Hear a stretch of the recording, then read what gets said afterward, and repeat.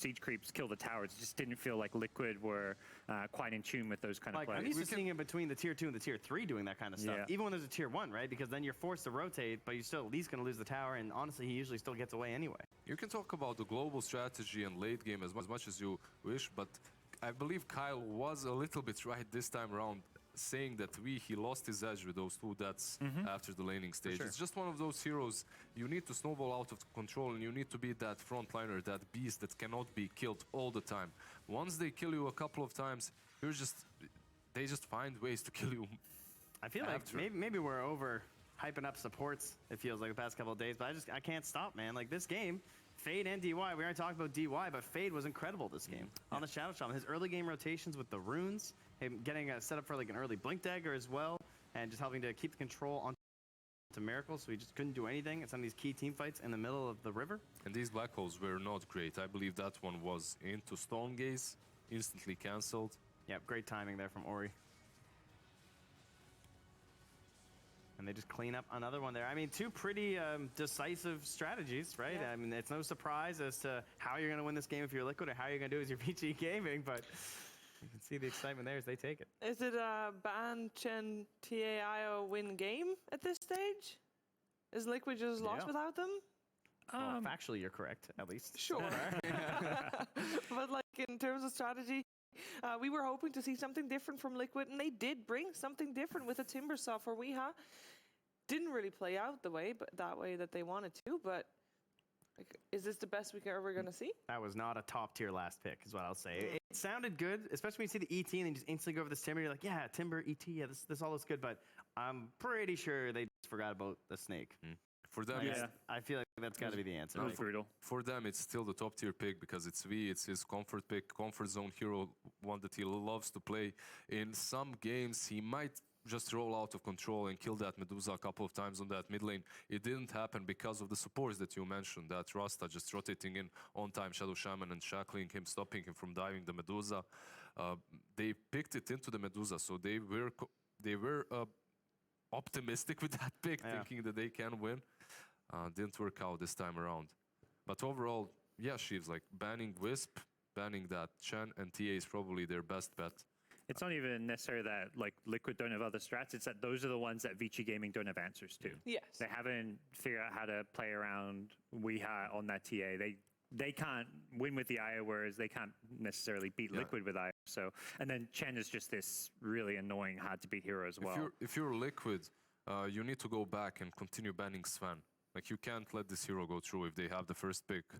You just don't want to give that to VICI Gaming. They're really good on this hero. Yeah, it was even an interesting sort of like hybrid Sven. It wasn't the typical Sven we've seen, right? He was very active and he was still early on in team fights.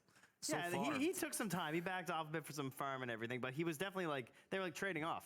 Like, you'd see one of them in the fight, and then Ori's out farming jungle, and Ori's in the fight, and Paparazzi gets a free lane bottom or something. The way it maybe could have worked is if Sven was still in the pool, but Omni was there. But Liquid shot themselves in the foot because they're the ones banning Omni. Yeah, so it suddenly gets to VICI game with first pick, and they're like, well, Sven's in the pool, and Omni's banned. I mean, they also picked a Jug into it, too, because they're so into this Jug, and like he's such a good counter hero to a lot of these harder lanes, and he gives you kill threat with the Grimstroke and everything, but in the end, if you used to just pick Jug, that was one of the rare times you'd even see a Sven, when he was considered to be a kind of bad exactly. hero. Jug is great, but not versus Sven.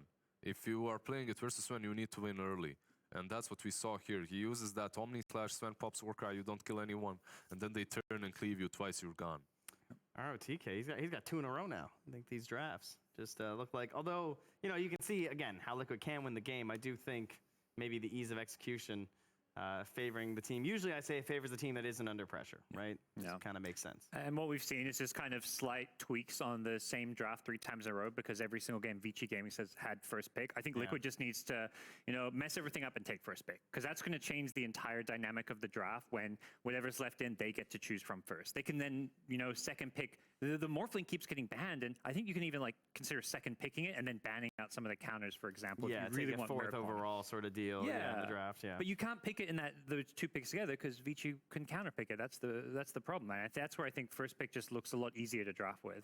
Do you feel like when coaches come away from the draft, they got a good idea about if their team is going to win the game or not? No. Because we are obviously, after the draft is done, we're like, well, we think this team is going to do that and this is going to win. Do you feel like coaches have that I idea? think they're better at identifying when they're going to lose. Like, they have a bad draft. Like, sometimes you see a coach leave the booth and just be like, yeah, we didn't see that one coming. And it's like, you know, they can identify that. But a lot of the times, you know, it's like, oh, yeah, we got this. This draft's easy. It's the perfect last pick. I mean, how many times have I heard a coach say that and not called them out? Because we're the ones who are wrong, not coaches. Most of these coaches that I hang around with, at least, they're like, every time they leave the booth, every time they talk about the draft, yeah, my draft is fantastic. Yeah. You could see Arzik on the panel too. Yeah, my draft was great, but my team is trash. You know, they just couldn't perform well. It's the Dota way, right? Let's find out what our men had to say after the draft of that third game, before the game was played.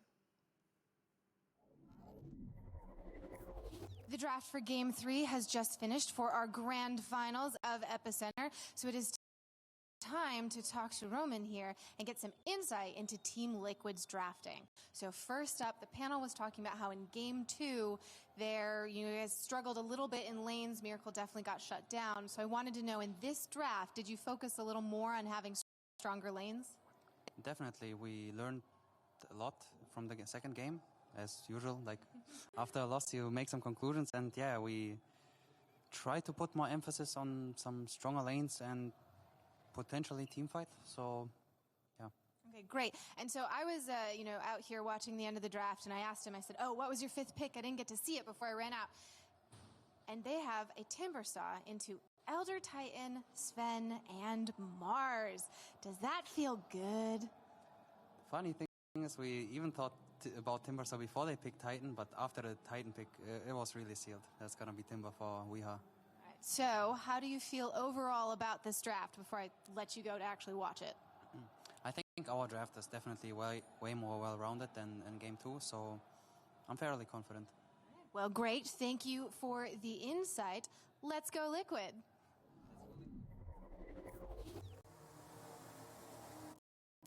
Most of the time, a good observer will go unnoticed. When you have great observing, when you catch that moment that is 1 in a million, that's when the viewers will notice it.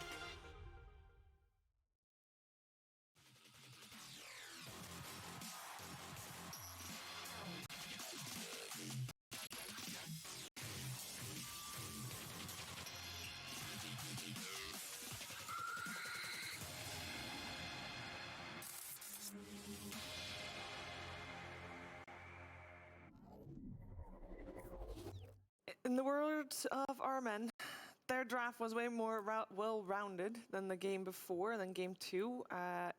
It might have been. It still didn't get them the win, though. But that's the point about Dota 2. You improve every...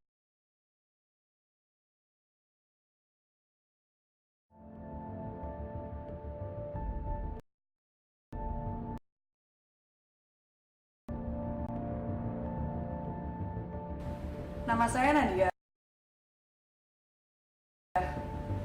High jump bukan sekedar meloncati tiang. High jump perlu power, speed, endurance. Selama training, otot saya dirusak dan dibentuk dengan serabut baru menggunakan asupan protein yang cukup, menghasilkan kekuatan dan ketahanan yang lebih. Tapi, protein gak bisa saya cukupi hanya dari makanan biasa. Very, very sad that he got I'd like the to red be there X. too, please. All right, man, take me with you. No, I mean, it's always interesting to hear a coach after a draft. We don't really know what goes on in their heads, especially not... they're not going to reveal that much about what they talk about during a draft, and I think every coach also drafts a little bit differently, or rather every team drafts differently. They don't want to reveal a lot, but it's very easy to see in which direction they're going and how they're drafting. Yes. It's all about when it comes to that last pick, and about his heroes, these cheese heroes that he plays a lot. It was always his signature, right? Like, if you look at throughout many teams, it was Windranger, Meepo, Invoker, and that's what you go for. They tried as well this time around to go for that Timber. It looked like a decent Timber game. It just didn't work out for them because of mana issues. Mana issues. Just drafted Crystal Maiden. Actually, that was the last ban from bad, themselves. From themselves, yeah. Could have solved so many problems. Yeah, that mid-CM. No. So what do we think that is going to happen in Game 4? Is this kind of the Dota that we're going to see in the fourth game as well? Because we know Liquid is a team that can adapt as well. Well, we heard mix it up, either being by first pick, but probably mix it up at the very least. You got to go new clean slate, like find some new heroes. Obviously, I don't know if that means going back to the Invoker or something. Probably not the Jug. I feel like the Jug is the hero that I'm just like, it's just not. Miracle does play it, but you can't control the game I think that well. they can go for the Magnus Ember that worked out well for them a couple of times. I think that's true. That's probably something that might slip through in this game. So perhaps go for that. Perhaps the Warlock Fatal Bonds plus Magnus Ember. Yeah, because game one it was banned, right? Exactly, the mag it was was banned, taken away. and now it wasn't. So maybe they can go for that instead. But ban out the Sven for the love of God. Try and take Get advantage of how Sven you've out. changed their first bans, right? Exactly. Yeah. I think the idea of just first two picking one of the cores, obviously that used to be TA, but with TA banned, first to pick one of the two core players' heroes, because otherwise they're just being banned out. Particularly Miracle, I think you could consider first doing one of his heroes. It just seems like if there's these narrow pool of heroes they want to select from, just make sure you can snag one. We talk a lot about Liquid and what they need to do to adjust, but RTK is not sitting still either. He's also thinking about how Liquid is going to tweak their draft, and now he is going to counter their counter draft, mind games. How do we feel Liquid is going to change for the coming game? Because they are one game away from securing the championship. They are on fire. They looked like that previous game was fairly easy for them. Yeah. And I say that tentatively because it sounds a little bit rude to Liquid, but that's just the way it felt. I guess VG has to first figure out how's Liquid going to adjust their bans. Like, what are they going to target? We've just had, like, I'd say RTK is like, I'm probably not getting Sven again. That seems like a fair thing to consider at this point in the draft. I'm looking towards that Warlock for sure. I think that's a hero that might slip through this time as we start adjusting those first few picks. So maybe some big Wombo combo team fight coming up from VG. They just played it very well. With the ET. I mean, it's interesting in this last 2 days how the meta has completely shifted away from these standard heroes that we're playing because of the bans. Like we saw yesterday Weaver, we saw Weaver today too. Arc Warden Terrorblade picked up in that Virtus Pro series. Like some of these heroes aren't picked a whole lot, so perhaps we might see something different in this next game too. As the TA is going to be banned out for sure, I believe, by them. Again, Chen and Wisp. On the other hand, Sven might go out. So we might see the Troll come back in to play Ember Magnus, something similar. Is another one that might be slipping back into, right? Like there's just all these different like paths you can go down. And I feel like they're pretty different, but you almost get locked into one, it feels like, in our current drafting system. I don't know why that is. I feel like we're compartmentalized more so than like you have a bunch of options as you keep going. It feels like you choose a path and you're stuck. Well, yeah. Well, if you go down one path, which let's say it's like first two in the Darkseer, then all those picking your Miracle hero early is you can't go down that path anymore. His Morphling's getting banned out. Your other key heroes are being removed. Yeah, you have to choose a strategy and stick with it because the other team is going to take the other thing that you didn't, right? It's the way it works. That's why when our man says they had a more well-rounded lineup, yeah, you do, but that doesn't necessarily mean that you're going to win the game because they are greedy, but you can't push, and that's all that they needed. Sounds so simple.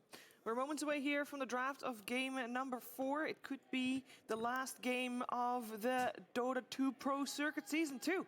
Very hype stuff here, and it's a perfect time for me to remind you that we are very thankful to have our broadcast partner Twitch on board.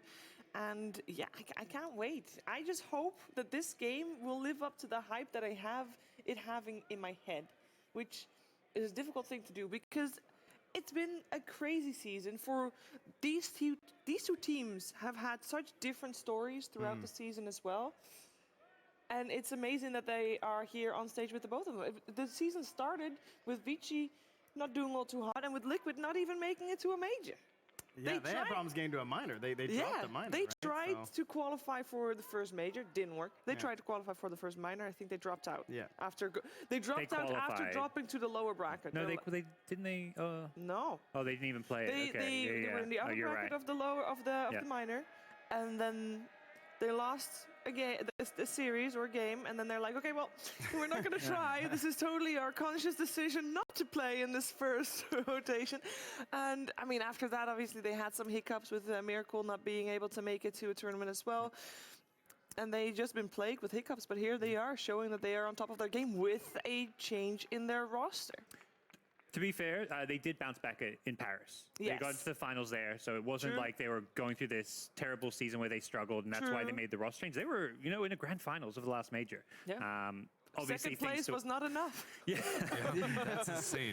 You get to the grand finals and then you change roster. It's only one thing matters, right? I mean, at least we had our DPC grand final with Gambit Alliance. Yes. I mean, what was the odds of that happening, right? That two teams actually facing on LAN for the final slot. That is Thank you, remarkable. script writers. That was excellent.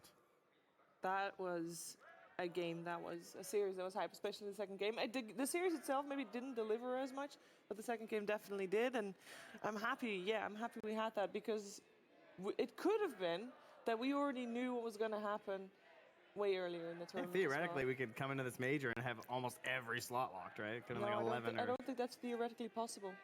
Well, theoretically, if the same 16 teams qualified as Every time. Yeah, or like if as long same as all 12. same 12. That's the one. That would be a really big major. I still think statistically that would be very difficult to do because everybody that's coming top 2 in a major basically has enough points to qualify. If it's the same 12, I don't know. I think there's always going to be 2 slots. I'm sure the stats are on my side on this one. It's fine. Okay, we'll go with that. Who am I to make it up? I was going to say pull the Isn't that Haas, what all but the Haas stats isn't people making do? them up. We definitely They need the just Haas here. selectively choose things. That's how we do. That's the life of an analyst. I get it. Fade has won 17 of his last 20 games on Rubik. That's what the ticker's here for. Yeah. Oh yeah. No, Educate. it's actually. Oh, educate. You Oh, want to do be you, right? educated? I do oh, want to be dear. educated. It's time. It's finally time, guys. Here's What with is some, it? here's with Meme some song for facts. Mundane Moscow facts, because the exciting one is already used. So this is our possibly last game if VICI takes this, and so this would be the only time. So are you ready to learn? Yes. We are ready. Moscow has over 13 million people living within its city borders. How many? 13 million. And 3-0? 1, 3. 13. Okay, 13. sorry. Just making And sure. I was like, if wow, you that's like Mexico City. If you count the rural area as well, difficult word, it's 17 million. That's like 4 Bosnias. Yeah, like half isn't of that Canada. crazy? That's like One just as city. much as my country. It's crazy. I already said it's the largest city on the European continent.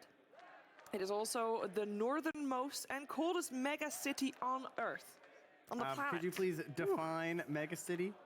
Apparently that's Mega a term. city. Wow, Yeah, a like- stat without context. Halifax Typical. is getting snubbed. Right. Moscow is home to the tallest freestanding structure in Europe, the Ostankino Tower. Moscow has one of the largest numbers of... Die Hard? Oh, I don't know. This is actually... Moscow has the largest numbers of billionaires in the world living in its city. Something 70 plus or something. Makes sense. 80 plus? I don't know. It's crazy. And I already told you that Moscow stray dogs can navigate the underground, the metro. So they had to learn how to survive. And Moscow is home to the largest bell in the world. It's a 200-ton Tsar bell. I don't know why I wrote Bell? down this. Like a... That's Yeah, a good like a one. bell. That's the best fact we've had yet. Yeah, that's a huge That's bell. better than the dogs. Take that, America. That's Liberty Bell. Do you hear what they have? At 200 tons? It's a That's a big 200-ton bell. Tsar bell. I don't know why I wrote that as fact. I don't know at what point I would have been able to weave that into the show. A glimpse into Shiver's notes here at the panel. Let's loving go. Let's continue on with the Dota though, because we are in the draft. The bannings are done with the Death Prophet banned out as one of the changes. We have not had a Death Prophet pick in the first phase, so that's a little out of the ordinary here. It does mean that Centaur is still in, Warlock is still in, and Mars is still in. there too. you go. They go with Warlock this Knew time it. around. I could feel it. The VICI Warlock. Yeah, Are but you this is the big change for Liquid. They're taking first pick. They're just saying, let's mix everything up. We know this final pick of the draft is not working for us. We want to be able to respond to what you're picking. Particularly in that second pick stage, you get to basically respond to every single pick your opponents Yeah, make. they definitely had to switch things around. I think most importantly, the fact that they banned out the Sven. While VICI Gaming, they're just doing their own thing. The Chantier and Wisp again banned out. Nothing too special from Tough them. call here, though. Like, do you take advantage of this now with all we've discussed in terms of one of these Miracle or Weehawk heroes? Or exactly, do you take the Grimstroke? Grim, yeah. Because, I mean, you don't have any threat of VICI taking it because they have double support duo, but it's pretty likely it's going to get banned out because of how much we've seen the Grim Centaur. Yeah. You could have tried to hold out for, like, the Centaur Shao Shaman, but I'm surprised VICI Gaming didn't stick with their guns when it comes to that brawler on position 4 or 5. Like one Earth Spirit or one Elder Titan always works so well for them. Fade has had some incredible Rubik games, though. That's definitely true. Their Rubik is amazing. But now it'll be Yang who gets focused up here, I'm sure. They already got rid of the Mars, and they've taken the Centaur, so the Omni Knight is banned. Just keep limiting that hero pool. Yeah, VICI Gaming, they ban out the Nikes. which makes me think they might go for the Bat Rider, but Slark is still in the pool as well. Almost like a brew Slark's game jug. at this point. Like, what else is... We're getting down there, you know? Yeah, I feel like you need a strong laner with these two supports, because the Warlock's going to be helping Paparazzi almost assuredly. So you're not getting a lot of help from a Rubik if he's even there. He might be sent down to help with the position 1 as well. Rubik plus Warlock plus 1 sounds very bad. So let's see. They need something that's going to be able to work with that Rubik on the offlane as a dual lane, I believe. And eventually Rubik can rotate to that safe lane to help them out. Yeah. What's good about this Warlock is that it always enables you to have that one super hard carry that you can just spam the Shadow Word on. The NA Warlock Spectre. The special. The good old. Man, you know here we have not seen, guys? Nature's Prophet. What happened to that guy? Yeah. He lost a couple times. Actually, the only successful Nature's Prophet was on OG. Typical. Yeah, it's just Seb. TI performance. Offlane, I don't know which pool is more limited right now. Is it offlane or position 1? It might be position 1. That's like Wraith King, Sven, Jug. Yes, you have the Troll as well. Yeah, Troll. And then we get our Slark now, and we got a treat of an AM. Why does Paparazzi's name has a question mark behind it on his PC? Yeah, I don't know. His They weren't official sure. nickname used to have like the little dash, the dot Yes. dash thing. Yeah. Yeah, at the but a end. question mark? Ooh, speaking of I Seb. don't know. The question mark is a new one. Excellent work. For me, I think the carry pool is a little bit bigger because often you're picking carries later on the draft. True. So it's like you can respond to stuff. Whereas if you have to pick an offlaner in the first stage, there's only 3 or 4 you're going to pick. And some of them have been falling by the wayside, like that Sand King. Yeah, I don't mind Sand King for VICI. I just like the lower cooldown stun compared to like Brewmaster, who's got this long cooldown in his ultimate. Yeah. But I could see VICI just going for more big team fight, someone to buy all the aura items. With Tide Hunter, of course. We had some excellent Tide games so Exactly. far. Like Chalice played in 2 a very great one. long ultimates though on Yeah. VICI Gaming with that Tide Hunter. Still is doable. It's scary. They banned out the Jug and the Nyx. This makes me think it's Bat Rider, but then again, Slark is still in the pool. Oh, I like that, though. I think Bat is definitely the way to go. I was expecting more Bat this series, actually. Well, even Weaver's the other hero we've seen a few times used very well against the Bat Rider. It does give you options, though. Like, you can get a kill threat with a Rubik. He can just kind of pop in, pop out. Maybe if you have a mid-hero that you can kind of have a moment on as well.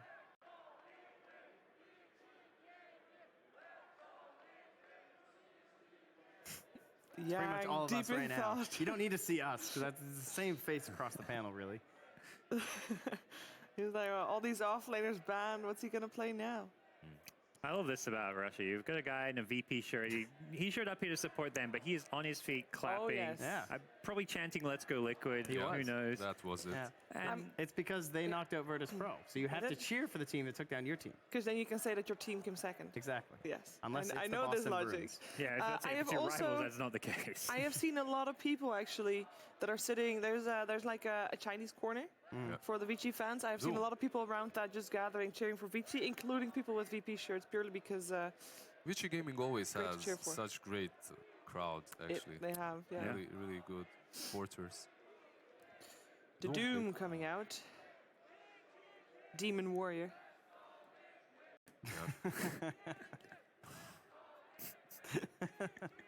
Not something we see very often right now, but as most of these carries have been banned out, offlaners have been banned out, they go with the Doom.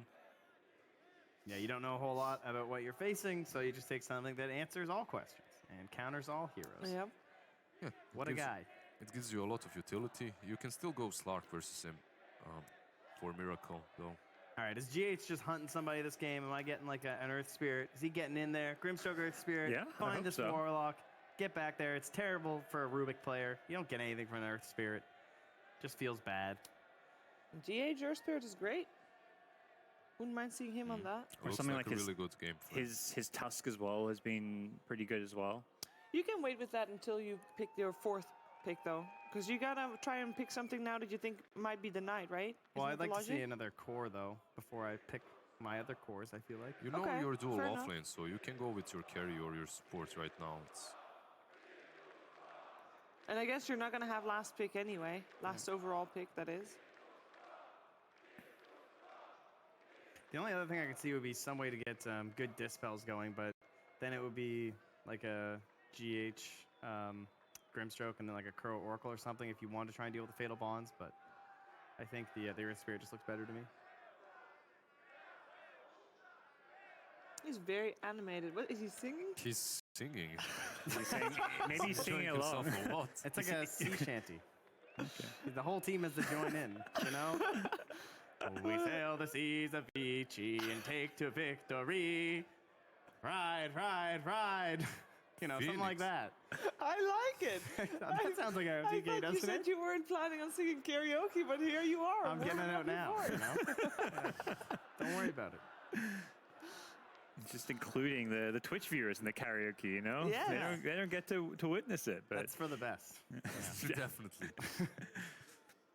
We talked about Phoenix a lot. Early on, we were like, whoa, Phoenix, oh my god, you got the Aghanims. Whoa, look how good this Aghs is. And then I think we saw it twice. We Yeah, actually Virtus.pro did picked hype it. up Phoenix a lot. We Like, that really was just did. a morning battle, though. okay. We were really into it. We were like, whoa, we're going to see more of this hero. Virtus.pro was Never picking came it a lot, and it never came back. Yeah, no one was drafting it afterwards. In this game, I think it's pretty solid. Troll is not as good versus the Egg as he used to be with his ult.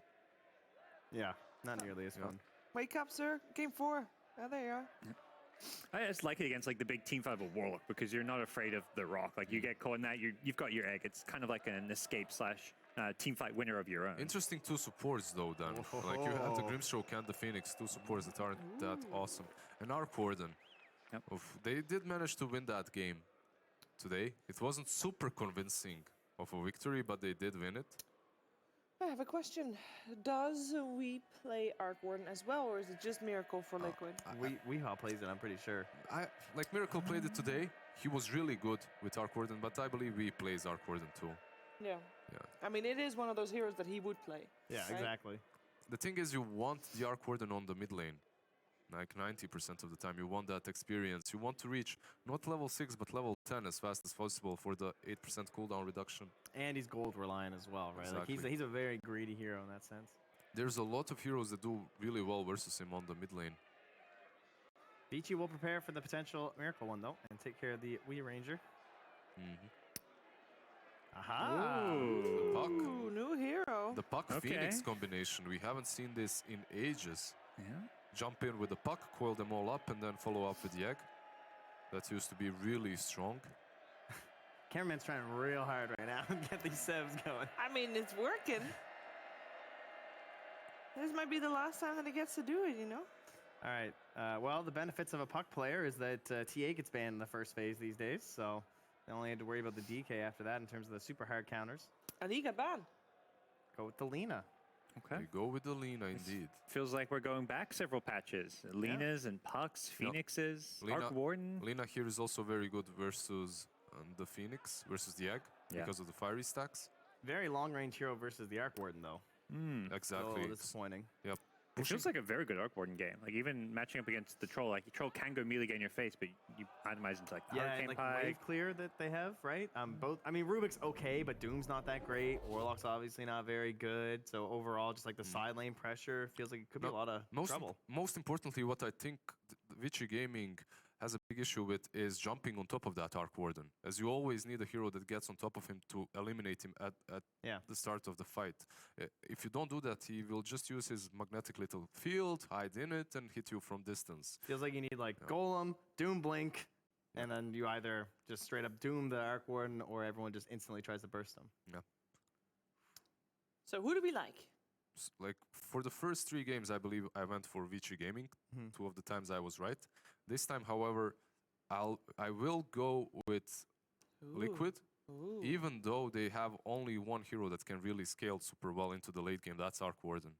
It's a very scary situation for them, but I believe at the same time, VICI Gaming, they don't have an answer to the Arc Warden. How about you, Gods?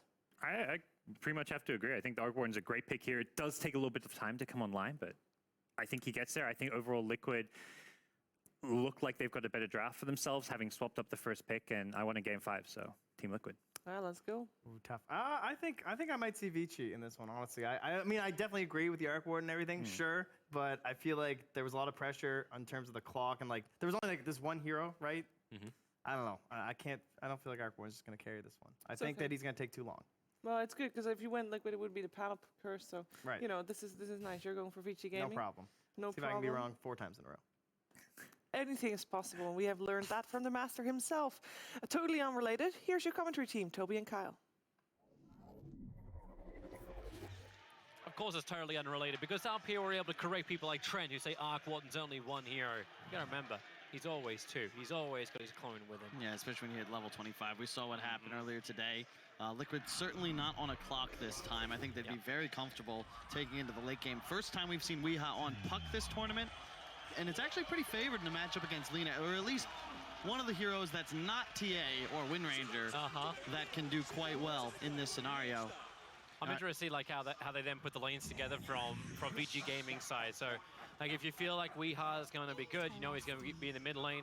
Does the Lina match up? Okay, that's going to be great. But how long do you keep these matchups? What's the effect you're looking for from the Warlock as well as the Rubik? We're seeing so many tri-lanes is kind of where I'm moving with this eventual point that I will gain. Like, how does VG now try and change the pressure up? Do they go back into tri-lane? Do they let the Doom have a free lane against Centaur, knowing how well that may not work? We've seen it from Liquid before. Like Doom just maxes up Devour. He's like, I'm always going to be good. It's true, and I think that's what you'd probably look to do as VICI. You want your Doom to be able to scale. The Paparazzi Troll matches up a lot better against Arc Warden than, say, the Ramses Terrorblade did. You have that ability to dive forwards.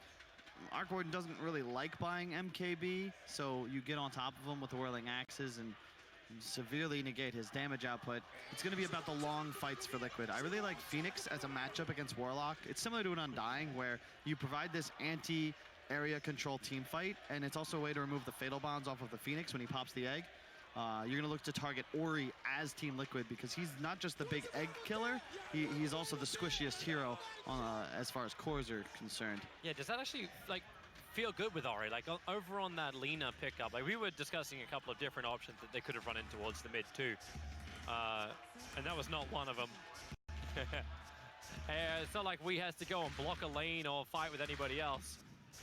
You can get the entire crowd to clap along with his drum. Priorities. Yeah, come on, come on. Block up. Lock up the lane. Had that nice battle against... It feels classic. It feels classic. I almost hope our observer just watches this. But VG Gaming are bringing their 3 to the top. It will be Miracle and GH to repel them.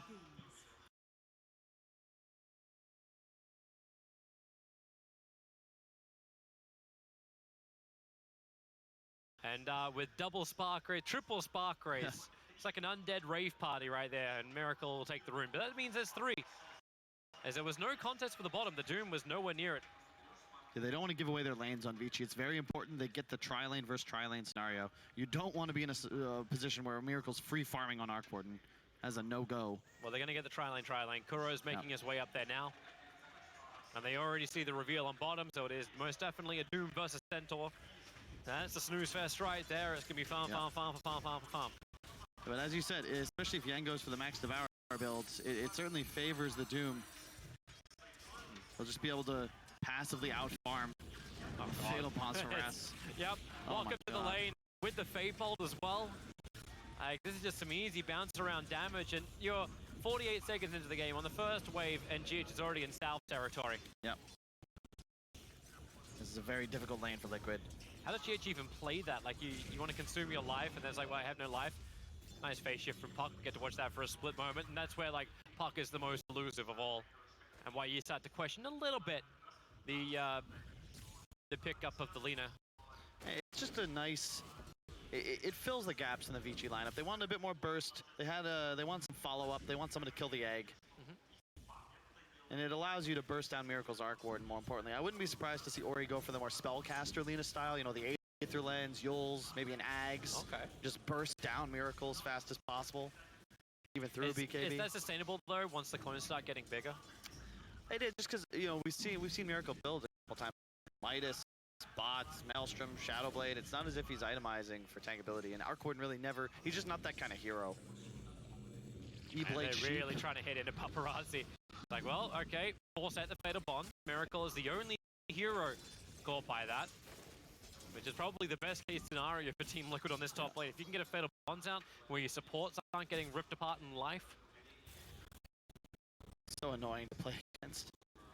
And Puck is not a healthy boy either. Back to the tier 2 tower to salve up. It's Lena really getting up in the face of Weehaw. 11-2 versus the 7-3. It's one of the best heroes for a Phoenix to gank mid for, though. That's what makes this combination so nice, is that you, at a point, Weehaw's going to get 6, and it's way easier for him to kill Ori than vice versa. Very skill-based matchup, though. I definitely lost to the Puck when I was playing against Andy back at TI5, but that was a long time ago. Hey, I also don't know if I'm a good barometer. I made a promise not to beat the shit out of you because everyone else is doing it, and I'm like, you don't need to get it from all sides, man. That's cool. That's why I'm here. This is the least kill-effective tri-lanes we've seen so far from these two teams. It's harassing to fear almost with these lineups, and then the middle lane is the one which could pop up at any moment. Now Icarus dive forward, GH actually going in for the body block over on DY with the stroke. They have enough, but no, they get throw him away. Fades there just in time. Even with the spirit on DY, he should be able to tank through that and then south back up, and now we reset once again. There's that fear of all the consumables being burnt and what else you got left in the tank. Such a tough lane for both sides. You can't make a misstep or you certainly go down. Well played by Fade. He's using the lift defensively to ensure that the ink swell doesn't pop off. Kuro just walks to point blank range with DY and Fade. Yeah. Miracle's getting a little sick of getting hit by these Fade bolts, but as long as he got a salve as well as stick charges, it's very difficult to threaten the Arc Warden. But they're trying to stay on top of Paparazzi, trying to keep that CS down, but it's a nightmare. It's a nightmare. Notably, bottom lane, the Doom did not go for the Max Devour style. He did not. So he's going to be able to threaten more kills, harass the Centaur more offensively, because he's actually already put Mango, 2 points consumption in with the Spark Raise. They're going to pick up, throwing away GH. That didn't hit the stun then on the Inkswell. Meaning the Paparazzi feels confident to beat in towards Miracle, but DY, he's still ticking down. Miracle can stand his ground, and DY will be the first blood. Miracle will claim it. GH, not a lot of life left, but with the Spark Wraith, Fade's forced to go around the corner. GH just trying to keep his distance from Paparazzi. Kuro's hoping for some kind of stroke throw back to grab the retreating Rubik, but it won't happen. Rubik's doing the walk of shame home. Yeah, the first step is DY's. He goes offensive and tries to kill Miracle with the aggro Shadow Word. I think if he heals himself and just walks away, he'll be fine. Good awareness from Miracle to just keep the right-clicking going. And this is the benefit, again, the Liquid safe lane, tri-lane. VICI becoming aggressive. Always easier to recover when you are safe lane, and this is why, as GH looks to pull the easy camp. Easy creep denies, a bit of extra gold. VICI will collect 3 out of the 4 bounty rune spawns, however. You can see Yang's build 1-2-2, so way more damage and offensive capability, but he won't scale quite as hard as the mind control Doom did in this matchup previously. In fact, was it between these two teams, or was it when they were playing Liquid? I think it was the winners bracket final, but I might be wrong. A lot of Dota. Yeah, but even with 1 point, like Devour, he's still getting ahead of mind control. And in the mid lane, Weehaw versus Lena. This will get a little bit more rough, as 6 is already up from Weehaw, but 6 is about to arrive from Ori, and Weehaw's going to be very careful. No Laguna Blade shenanigans. Yeah, it's because Ori bottled an Arcane Rune on the last spawn. Or the 2-minute rune, rather. That's just such a huge advantage for Alina, especially in a spam-happy 1v1. It's actually kind of funny, too, because the mid's like, oh, can I get some bottle refills, some easy ones? But, like, no one's really dying. The sports aren't able to TP in towards the mid lane and give that. But the build from Puck also doesn't lean that way. He went double nulls while the bottle build from Lena. Yeah, it's so frustrating. DY walks all the way back into the jungle but misses the stack by half a second. It's really difficult to time that when you don't have boots. So you're never quite sure how much travel time it'll take you. Icarus dive. Ooh, GH. Did he double tap? I think he did. Cancelled halfway in the run. Which means there was never going to be the Inkswell connection. And now Miracle tries to slow down Paparazzi. The stroke off target as well. Liquid. GH maybe getting a little tired as the soul bind. Everyone's together. They just hit Miracle. They may just kill GH, but Paparazzi not enough health, even with a Shadow Word. They have to walk back through the Wraiths. They're trying to hang around, but now with Fade, pick him up. From back down again, Kuro doesn't really have much more to give, and the Stampede was used, but Liquid still couldn't retreat in time. Looking real nice for VICI thus far. Phoenix actually TP'd all the way back. Like, Miracle's alone now. Yeah. And maybe that's the reason why you see like Troll TPing up towards the shrine. There's some stacks to take with Ori. He's trying to be efficient to clear through this. Yep, that's the right way to do it. Also give some free extra levels to Paparazzi. Lena is about to hit 7. You don't really need much more than that. You're at optimal farming speed once you have the max nuke up and running. Will be the Yul's first item. Like that decision. It's really nice against Centaur specifically. He tries to charge forward with the ink swell on him. You just pop him up in the air. Initiation disappears. GH walks into the light strike array. Hit by a Laguna Blade, and Faye provides the extra control time right underneath the Observe Ward, and that's what GH was looking to try and at least scout out. Yeah, it was the vision that they already have placed on the top bounty rune spawn. They know Phoenix is en route, and the moment he looks to turn up, you're in trouble. Miracle trying to survive with a creep wave that's set up together, but now Puck, Weeha jumps in, gets a double dream call, and the double hit from Kuro. Thanks to Weeha's ulti, and Kuro will hit him. The stroke of fate's able to reach the target, and the fact that Miracle survives to fight yet another day. And stay farming in the lane with warding and, of course, lane control. This is huge because he'll be able to just regen up. And now it's a big question for VICI. Do you want to come back up into this lane? Because that's going to continue to happen. Puck is arguably the best anti-ganker in Dota 2. You teleport in, Coil 2, both heroes are dead, especially when there's an ink swell on the Grimstroke ready to follow up. They're doing something about mind control. Fade, Paparazzi, and Yang are all coming over. Now, telekinesis will be, well, one of the things stopping this Doom. All right. He has Stampede available, but it won't matter, as Yang will get that tick out in mind control. I think that's the right play. Because if you don't Doom him there, maybe you find the kill anyway, but he's going to Stampede. He's going to make it so annoying and difficult to track him down. Better to just collect the kill, because you're going to be rotating top as the Doom. Will be tough to make plays up there, considering that Liquid has... You can expect warding, and there you can see Crow places one just in front of the tier 1 tower. And I like this. You put the troll back bottom, you've pressured Miracle about as much as you can. Even though you're still a little bit behind in the net worth, your 1v1s are ahead, and you don't want to allow these free counter ganks. It's Puck's a playmaking hero. Yeah. He'll not farm quite as fast as Alina, so maxed out silence as well. It's interesting. Wonder what he's looking to... Like, why would you go that? Over maxing the orb. Like, the orb is just going to be the push power, right? But you're playing against Troll, you're playing against Warlock. You kind of want maximum lockdown on these heroes to ensure they don't get their big ults off. Could be make or break. Makes sense. It means they're really layering on the silence once the Grimstroke hits that 6. Because then you got Phantom's Embrace as well as the Rift together. They get it nicely. GH diving in. Mind control can't reach his target. Fade's already TPing himself away. They want to try and fight up on top lane, but Miracle will TP out himself, leaving his clone behind. And that's where Ori and Fade are fighting. The bubbles come down. If Ori wants to commit for this, he could, but no, he just wants to steal all the creeps. And the runes. 2 for 2. Both sides mirroring map now, trying to play aggressive in the enemy off lane. This is just tier 1 for tier 1 now. Yep. Vanguard on mind controls, we can just tank the tower. He's actually gonna kill it like by himself. Plus 187 damage. Yeah. This is how Centaurs work. Yeah, remember when it was pretty much the same ability, but it didn't have an active plus 200 damage? Yeah. Wasn't quite the same hero. Just the return. And Weeha's rushing the Veil, so they won't have that blink-in initiation for some time, but because of the Stampede, because of the Spark Wraith spam, I think you'll be alright. Yang, you're just going straight for GH. Icarus dive away to safety, cuts a line in the trees. And fortification from Liquid, trying to delay this. Centaur will still continuously push down the lane. Yang has Doom available, does not want to burn it for GH. He'll have to go underneath the tower. And he doesn't need it. Fade does the work. Weeha top. Yeah, he's actually got the dream call out. And there's that long silence. Ori unable to really have a response now. You do at least have the connection. Weeha does not like this at all. He does not want to be locked in. In fact, now with the Doom on him, Stampede is being triggered so he can get some distance. The clone will die. Kuro is here. They have to slow down Yang. He cannot keep the chase going. And now Inks will actually stolen, allowing Yang to move closer. This will connect over on the Puck, and that's a guaranteed kill onto the mid laner. And Faye wants to go for a little bit more, picking up Kuro. It looks like Yang was not ready for the fight, and especially up against the Centaur. Yeah, level 242 on the Doom. This is not the same as the MC build we saw earlier. That maxed out fire lasts so long.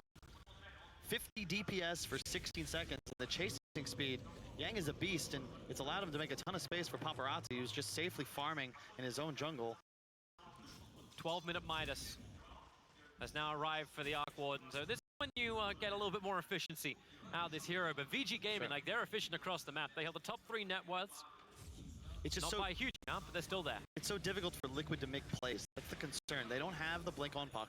They don't have any of these tanky frontliners. Sure, Mind Control is a bit beefy with the Vanguard, but he's slow.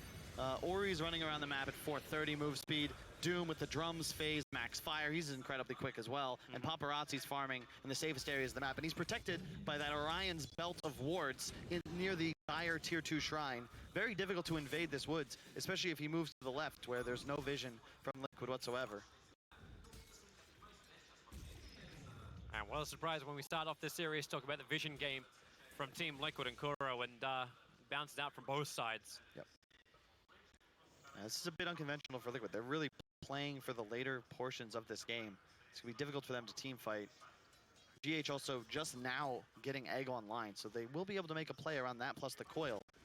Finding the opening that's going to be difficult as VICI are confident playing in 3 different lanes at once.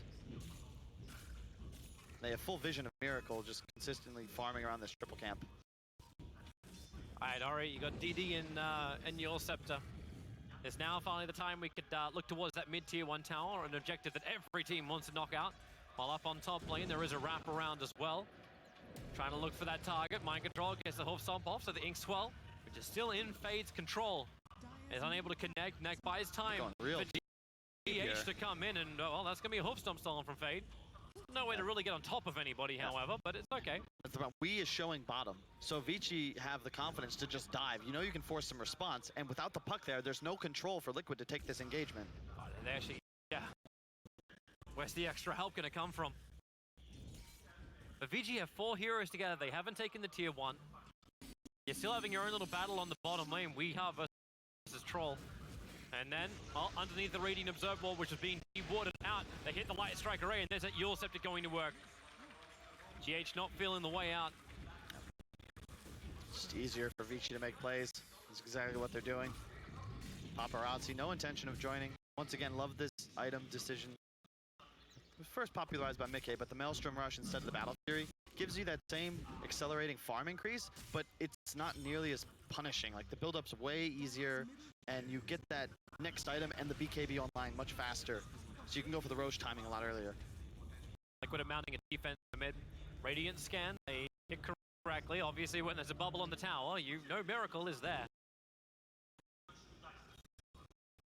Actually feeling that movement speed thing you're talking about before. Like, so okay, level 10 talent. What do I get? Plus 20 movement speed. Anything I can for the Centaur. Smoke up from VG Gaming. Right to their Dire vision. scanning, it's gonna ping, and that's why he actually orbs aggressively forward, but does not want to jaunt it. He's coming back for the bounty rune, and now Stampede's available. Up onto the hill is dangerous, going into the Phoenix with this, but then again, when you get the lockdown, maybe you have enough. Weeha gets a dream call out, but now the rock will drop too. The Phoenix Nova doesn't really connect on anything, but GH wants to go back in again. Blink on Centaur, he wants to get in and fight, but there's no opportunity. Fade's nearby, but the clone will time out.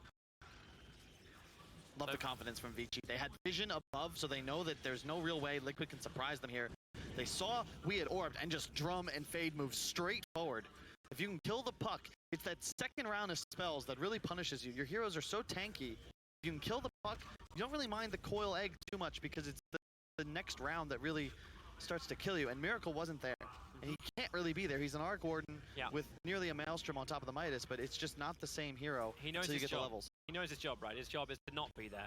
Yeah. It's just the warding. Again, VICI has such great vision that they can play around Liquid's movement so easily. They're going to 3-man shrine, coil stolen from Fade in that last fight. Boy. Along with the Aether Lens, this is crazy sick, and they get a free haste for Ori. Sure. And he's got another initiation item. There's your Dream Call going to work on its original owner. Weeha actually walked in to the Light Strike Array. He'll let his own Dream Call off. Wants to orb and join himself away, but the Laguna play from Ori. He just waited it perfectly. Second time Weeha death. So really good from VG, and Ori just wants to go for it. There's that haste stream once more. Another light strike array. V supports, so he just can't be anywhere on the map. Fade, illusionary orbs himself in very, very deep, but now Yang with the Doom gets over on the Phoenix. The denial! Miracle is able to do that with the clone and try and fight now underneath their tier 2 tower. Fade again stealing the stomp underneath double spark rate. One's gonna hit, and that's gonna be enough. Miracle killing off Fade and ending that very pesky Rubik's life. They keep the tower alive, though. That is important. And Miracle takes first position in the net worth. He's done a great job collecting kills. Got the one top with the teleporter, the clone. Gets this one here. But remember, it's Paparazzi still just free farming around the map. The 3 cores of VICI nipping at the heels of the Miracle Arc Warden. And with that BKB queued up on the Troll, you can expect that once that item's collected, they can move into the Roche Pit, look to force a fight. You have no BKB lockdown for the Troll. That's when they need they need scary damage from Miracle. They need a way to force VG off objectives. Yes. It's the active items that are going to change things. Notably the E-Blade, because not just the defensive peel as Troll tries to get aggressive, and also you have a Grimstroke. So the double Hex, the double E-Blade, that's what makes this combo so scary.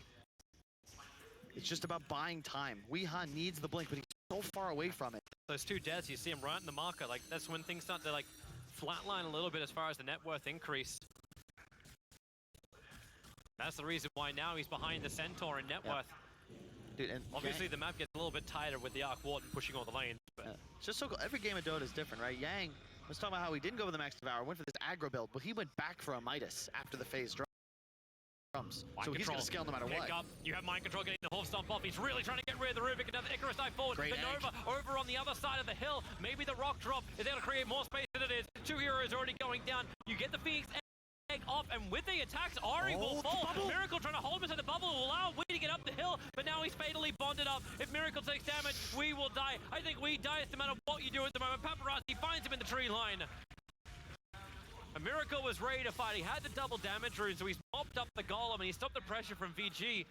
But the cost is so high from Liquid to get the kill on Ori. Crazy, that's a 3-for-1. Felt like it was a great initiation from Liquid. It was just Mind Control is a bit too deep. He's on the enemy high ground, and once again, they're under vision of VICI Gaming. It was a great egg, great coil, but they just don't have the damage. They don't have the damage until Miracle can provide it. And even though he mops up the kills, even though he has a DD, it's just not enough. These heroes are far too tanky. This is before the BKB on Paparazzi. That's when things get real spooky for Team Liquid. Rune's up in 1 minute as well. I expect some sort of engagement around the bounties. And he's squishy still. You got to be careful. He needs to ensure he's positioned in the back line. His team's done a great job so far of ensuring they're the ones creating space in front of him. Yep. But he's very susceptible if he gets caught by any sort of stun. The Lena of Ori has a Shadow Blade. He's going to start hunting. It's still kind of crazy though. That double Midas up to 9.6k net worth. Above the rest of VG by 500, but Paparazzi, he's pushing in the bottom lane. The Radiant are actually scanning to see if anyone's coming towards them because Team Liquid are smoked up. So the scan, it feels right. It feels like someone should be trying to gank up the Troll Warlord. As for the 20-minute bounty runes, Liquid will probably claim both of them, so there won't be a fight over these. You look at what Yang and Ori have queued up. Same as Paparazzi. BKB. This timing is so scary for Liquid. They have no method of controlling them once these items are acquired. I expect we to get an Ags eventually, but he's still 1,000 gold from Blink. His net worth is not in a position where he can think about his 3rd or 4th item. Still haven't really felt the effect of the Veil either. It's like it's helped him farm. We got to watch him efficiently farm at one point. But outside of that, Team Liquid, 6 kills to their name, 5,000 net worth behind VG Gaming. This is not that early aggression which you thought you might be able to get from them, and VG will just slowly progress further and further ahead. The top 4 net worths are ahead by a long way, and 3 of them are VG. They need to initiate on the back line. They've got to find Ori, the Rubik, the Warlock, anybody squishy. All these anti-heroes in the back. Yang's going to do his part and ensure that he can just make life miserable for Liquid like we saw him do when he dove the tier 1 initially. Game slowed down significantly, but a 5k gold lead for VICI. They're okay with this. They've got Max Devour and a Midas Doom. Paparazzi finishing the BKB. Soon Yang will have his as well. And then I just don't know how you stop these 2 strength cores. It's a very good question. 150 on the bonus gold. Sure. Not like Doom got enough cash as it is. Mind Control is there just to mop up the lane, but he can't do much more than that. So VG Gaming really filling in that position of power and not really giving an opportunity for Team Liquid to fight back. Like there needs to be a mistake almost from VG. One player caught out of position. The Blink Dagger might be able to help actually catch that player out of position, let the puck go to work. I really think VICI's got a read on the timing of this Arc Warden because, you know, Miracle's going to continue to grow his net worth lead, but they recognize that none of the items he's picking up in the next 5 to 10 minutes are really going to change the game too much. Maelstrom to Mjolnir. All right, Mjolnir, now he has bot. It's cool, but if you have 3 BKBs and Liquid have nothing to stop you, that's a fight-winning advantage. You can just march down objectives. And Yang's, he's about to finish his. Gonna get the stack? No. It didn't. It takes a second to tick the initial DPS. Oh, Spirit Vessel, that's a nice one from GH. May make Paparazzi think twice before he jumps in. It's really good against the Troll ultimate. Sure, he doesn't get a free Satanix worth of HP back. Yep. Got to time it right. Now the blink up for Rubik. Yeah. Not like he had enough range as it is with the Ether Lens, but now Fade, that same kind of presence that Team Liquid had previously, now in the hands of VG Gaming. It feels like VG have everything ready to go. And with the 3-man, 4-man smoke up, it's go time. Double BKBs prepared. Ori the only one not inside of it. They look towards Roshan and then they'll loop up. Mind Control's there ready to break the smoke, and Liquid, they're there ready to fight as well. Doombringer, he's a frontline scout. They get the pickup over on the Centaur. Where's the rest of the team? Now Weeha can see him. So no Dream Call just yet. They're gonna let Mind Control burn. They can't do anything, Toby. Against the BKBs, they just don't have enough. And Paparazzi holding both the ultimate and the BKB, he almost died. Holy crap. Yeah, he's on almost nothing. And if Liquid engaged, maybe they would have caught him, but maybe they would have lost the entire team. Centaur dies, doesn't burn Stampede, and they're still very fearful of the rock, because once you jump in, you can get hit by the Fatal Ones, you get hit by that Chaotic Offering. It was just that hesitation, because he clicked Doom, realizes, oh wait, that's a BKB, I can't fight, but by that time he's already tanked the damage from the fire and can no longer blink away. Liquid wisely just let him die. They're going to try and just defend this tier 1 Miracle Arc Warden spam. He does a hell of a lot of damage with Spark Race everywhere. VG couple a lot of damage, and maybe this is the other thing which VG need to be aware of. Like, you can blink over the top of these for Fade, but the supports do not like walking through these Spark Wraiths. Impossible to stay alive when the puck is hunting for any kind of low HP heroes in the back line. Yep. And as always, Liquid have a ton of wave clear. They can plant a couple heroes at tower. Drop some Sentry Wars, what they need to do to the northern side. There's 2 obs that are already down. And it sees it when Liquid are trying to hold that high ground. GH will be able to deny the towers. No extra goal for VG. And what does Liquid instantly do? They smoke up. I think it was out of range of that Radiant Obs. And they're looking for their own target. Kuro's just looking for a ward mission. If he plants it down, they get the information. DY and Fade over on the side, but GH doesn't have a good one yet. And now they turn around. Hoofstorm forward. They'll kill off the Rubik. Kuro's the man to claim for 3-2-5. And they get something out of this maneuver. Yep. So how they need to start fights, an initiation onto the Rubik or Warlock, find the kill, but the thing is these supports can cover each other quite easily. They both have methods of breaking up the initial onslaught, but there's honestly just so much spell damage. Mind Control hits so hard. Yulsip now up towards the air. Stampede's available. Weeha thinking about the fight, but the BKB's already out. Now the Dream Call will go to work, but maybe with the rock down, it doesn't really hit that hard. But the orb from Weeha, they just disengage, baiting out huge abilities and BKBs from VG Gaming. And what does VG get? VG think about runes. That's what they get. We're gonna get 1, but man, that's... I can't believe Liquid... Hang on. Mind Control does. He just wants to watch Gary. Who's got a BKB now up as well. And you can see Liquid, they recognize the timing just like VG does.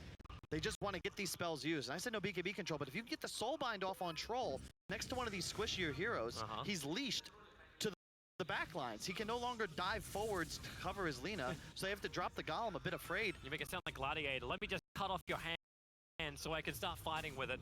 Pick up, throw down. This is going to be one very, very dead Kuro with the Golem on top of him.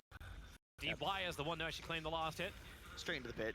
But down on bottom lane, I'm also seeing Arc Ward pressuring the tier 2 towers. Like, they have to fortify VG Gaming, and what answer do you really have to the global split push? I know you can clean out waves if you're VG Gaming, but how can you always defend the lane? Like, Lina TP down to the bottom lane. Yep. Maybe that's why you're also seeing the BTs pick up. So exactly. BTs and TP scroll. You need a BT's hero to be able to play against Arc Warden, and Lina is your ideal hero, but It gets scary when Miracle gets that next item, that initial lockdown, whether that's, it's really the Hex, when all of a sudden he can hunt you as you try and split push him around the map. Icarus dive forward. Team Liquid has the information thanks to the direct observer on the top of that sentry. It doesn't catch out VG's obs. Into retreat, Fade. Oh, he actually has the Soulbind stolen! They're gonna nail down both of them! Goodbye to Phoenix! The Doom was doubled up as well! And the Puck is on the run! Fade! Yang, he moves so fast forward! And Team Liquid were not ready for that Rubik!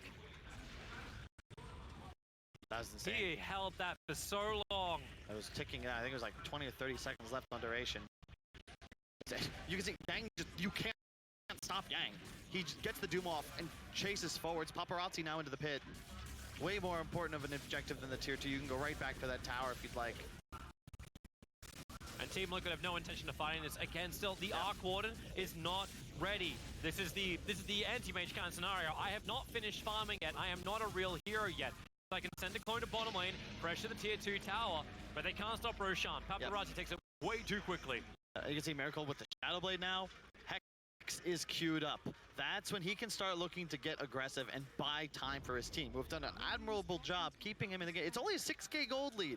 VG have the Aegis. They still have this really huge power spike because of all the spell immunity, but as the BKB timers tick down, as this item comes online for Weeha, you can see he's halfway there. The Aghanim Scepter stops everything VG wants to do in its tracks, and they can no longer count on the Troll or the Doom to find kills, to find targets. You can pop Coil, Stampede away, and Liquid will always be able to peel themselves away from an engagement. Great scan. VG catching out Liquid coming into the Radiant jungle. Kura is going to find the fresh sentry wars. Like, well, do I want to attack this? They've already backed up, so he'll lose his own sentry if he doesn't. Just reveals his position for it. Mind Control reveal on bottom. Pipe and Vanguard done. Holding his one charge for extra health. They smoke up. They know they're fine. Paparazzi under the cover of a Glimmer Cape. They use him to run up the hill, but the spark rates, they work like Techie's mines. You walk through it, you know they're there. Makes it very difficult to actually have any kind of initiation out. So Overwatch's being planted down as well, so VG can see around the tree lines. They'll only find the Miracle clone. Weeha not feeling that initiation at all. I love this ward they placed just above where the tier 2 used to be. You can see it right there next to the Spark Wraith. It's very unlikely to be dewarded, but it gives so much vision, especially once your tower has gone down, because that's an area of the map where you can expect Dire to try and set up, especially when Roche isn't an objective. The money, though, that Liquid are getting is VG, like, how many times can you rotate as 5? I think we were having this discussion during the drafting phase. So VG, you group up, you want to push, you get a team fight, you're feeling good. But how do you deal with Miracle? Always on the side lanes, always causing these type of problems. He actually does damage now with a clone. And yeah, you can kill the clone, but Paparazzi's losing so much life. Mjolnir is down. In fact, Paparazzi is almost dead. He runs to the other side of the bubble. Miracle's clone will fall. But remember, like, it is Aegis the Immortal. Paparazzi will be fine, but this is a tale of things to come. And how long does VG have before this Wharton's online? He's starting to do damage to one hero. When does he threaten everybody? The talents, man. Level 20, 2 seconds Spark Wraith cooldown. Level 25 plus 350 damage per. We saw what happened to VP when they were caught unawares by that spike. And you have tools now to control the BKBs. You will have the Puck Ags. You can kite out these big abilities from VICI. Now all of a sudden the magic damage from Arc Warden. That'll be what propels Liquid into the lead. Assuming they can continue to buy this amount of time and space.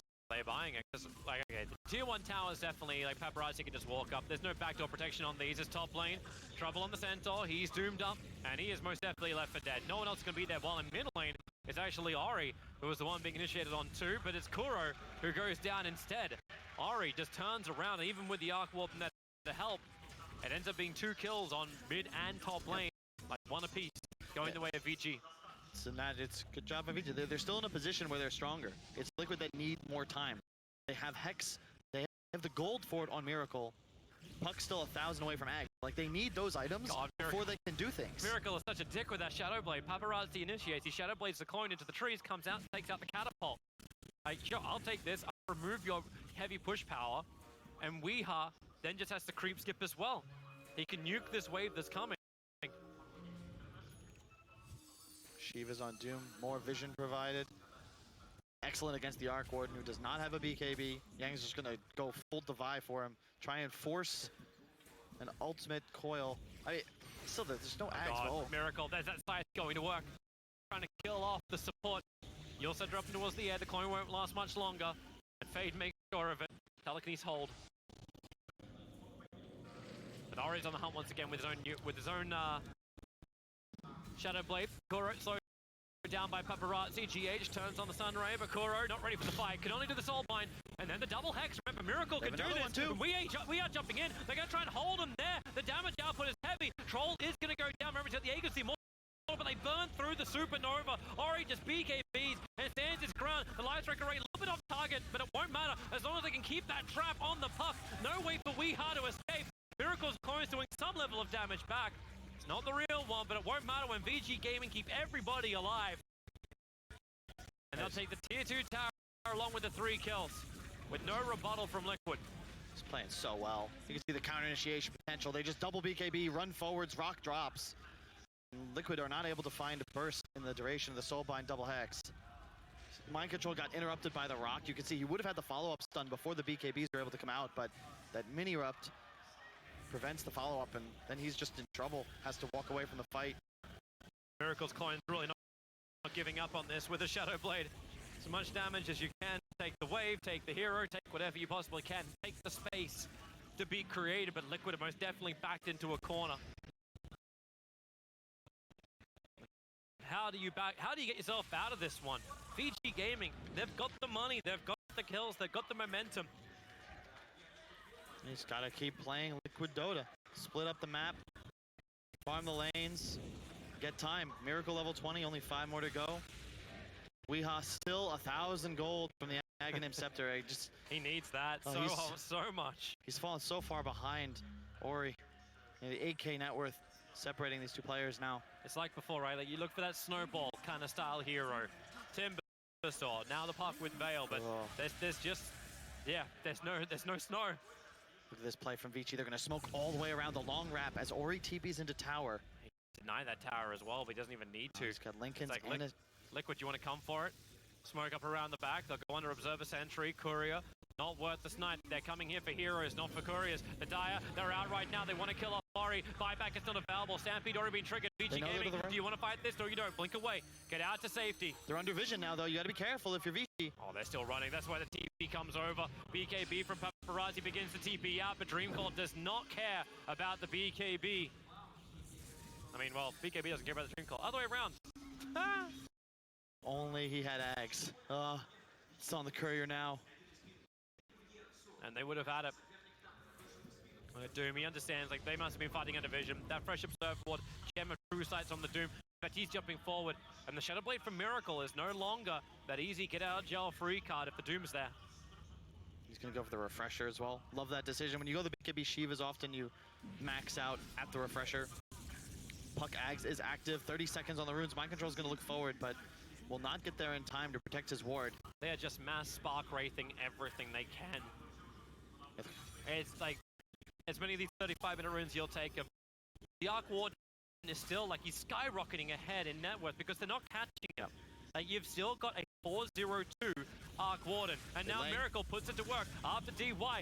He actually attacked the range creep. He stopped attacking the hero.